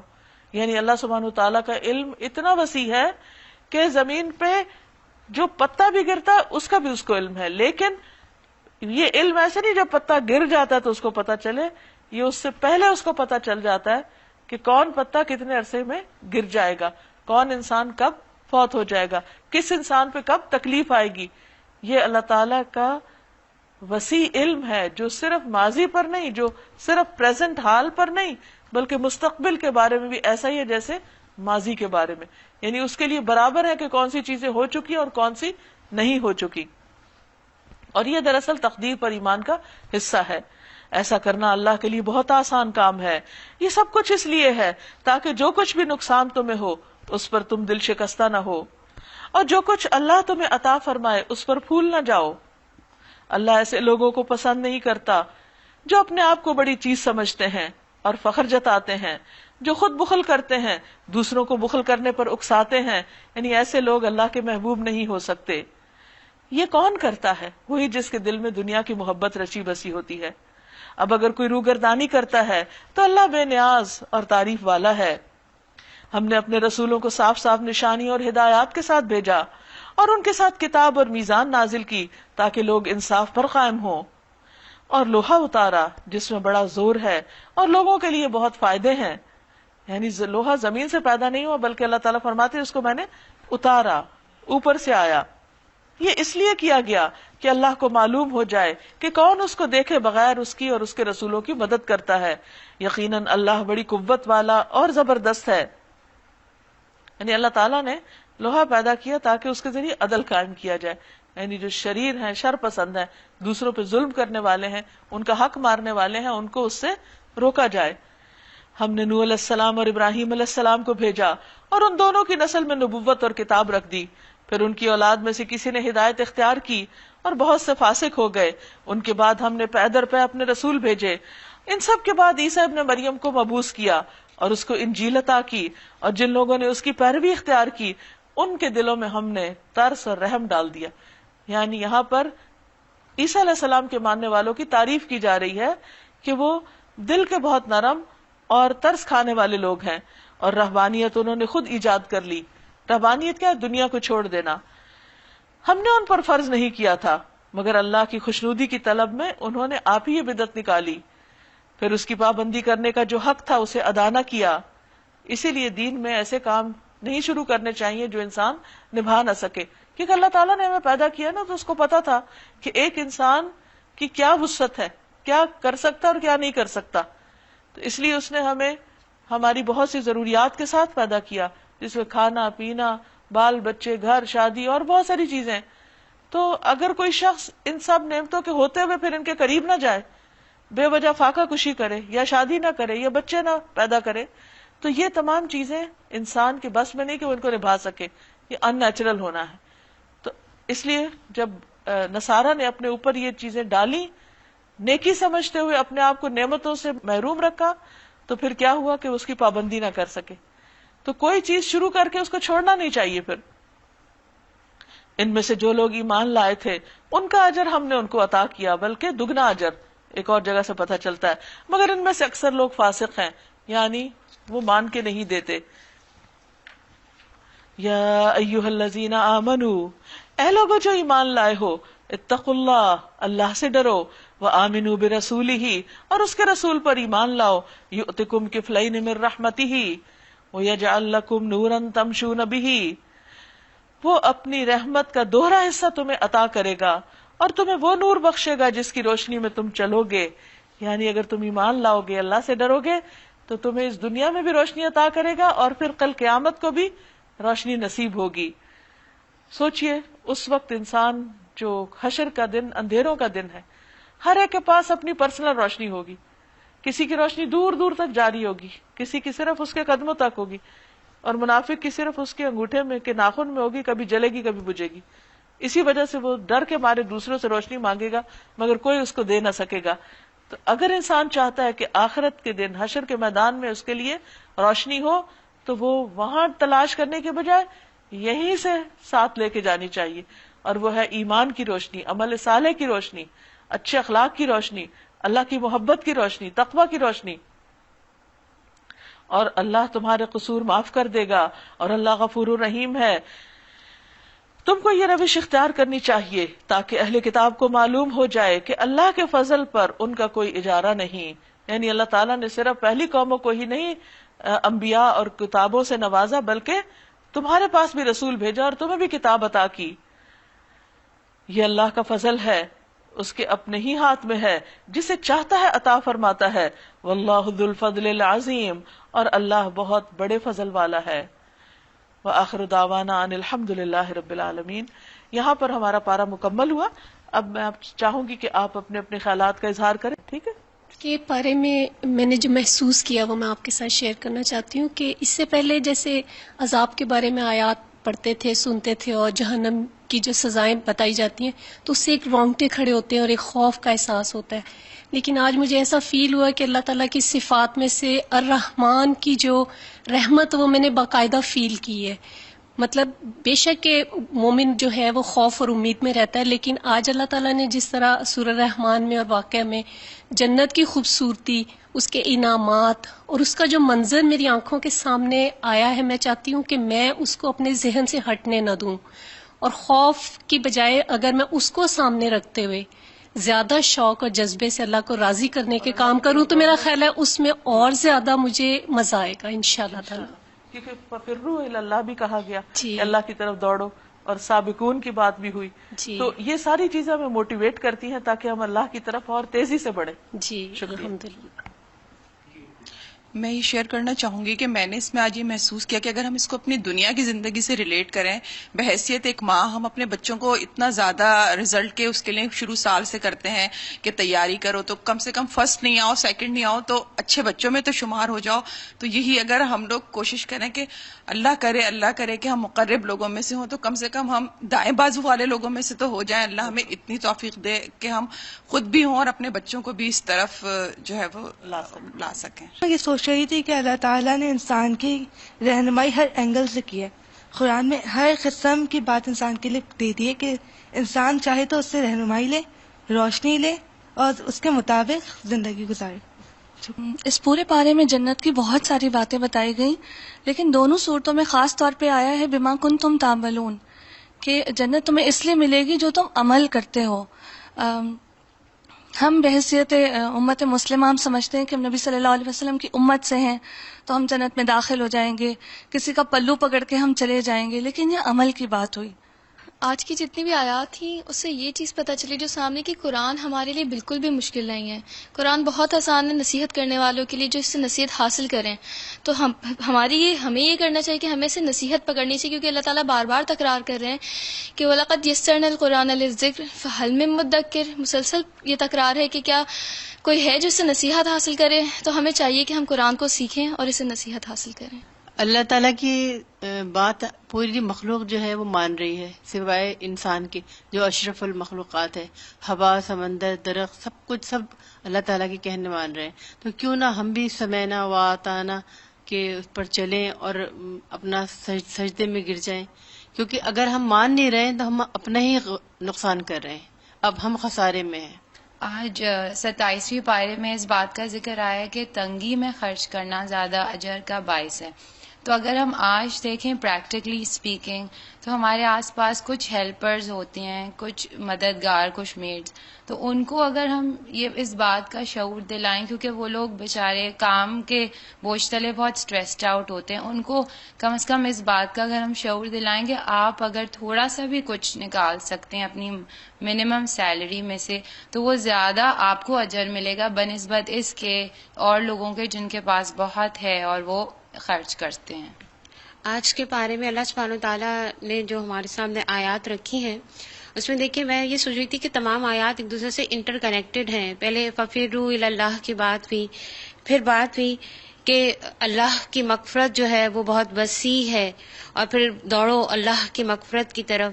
پھر سورہ رحمان میں فرمایا کہ علم القرآن، اور جیسے کہ آپ نے ہمیں حدیث بھی بتائی کہ خیرکم من تعلم القرآن وعلمہ، تو اس میں نبی پاک صلی اللہ علیہ وسلم نے یہی فرمایا نا کہ تم میں سے بہترین وہ ہے جو قرآن کو سیکھے۔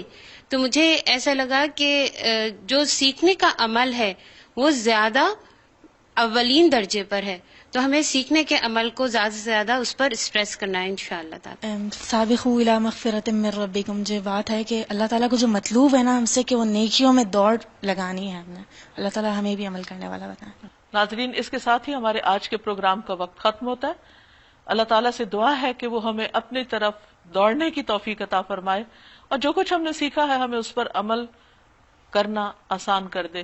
اللہ تعالیٰ ہم سب کا حامی و ناصر ہو۔ آپ سب کے لیے بہت دعائیں۔ السلام علیکم ورحمۃ اللہ۔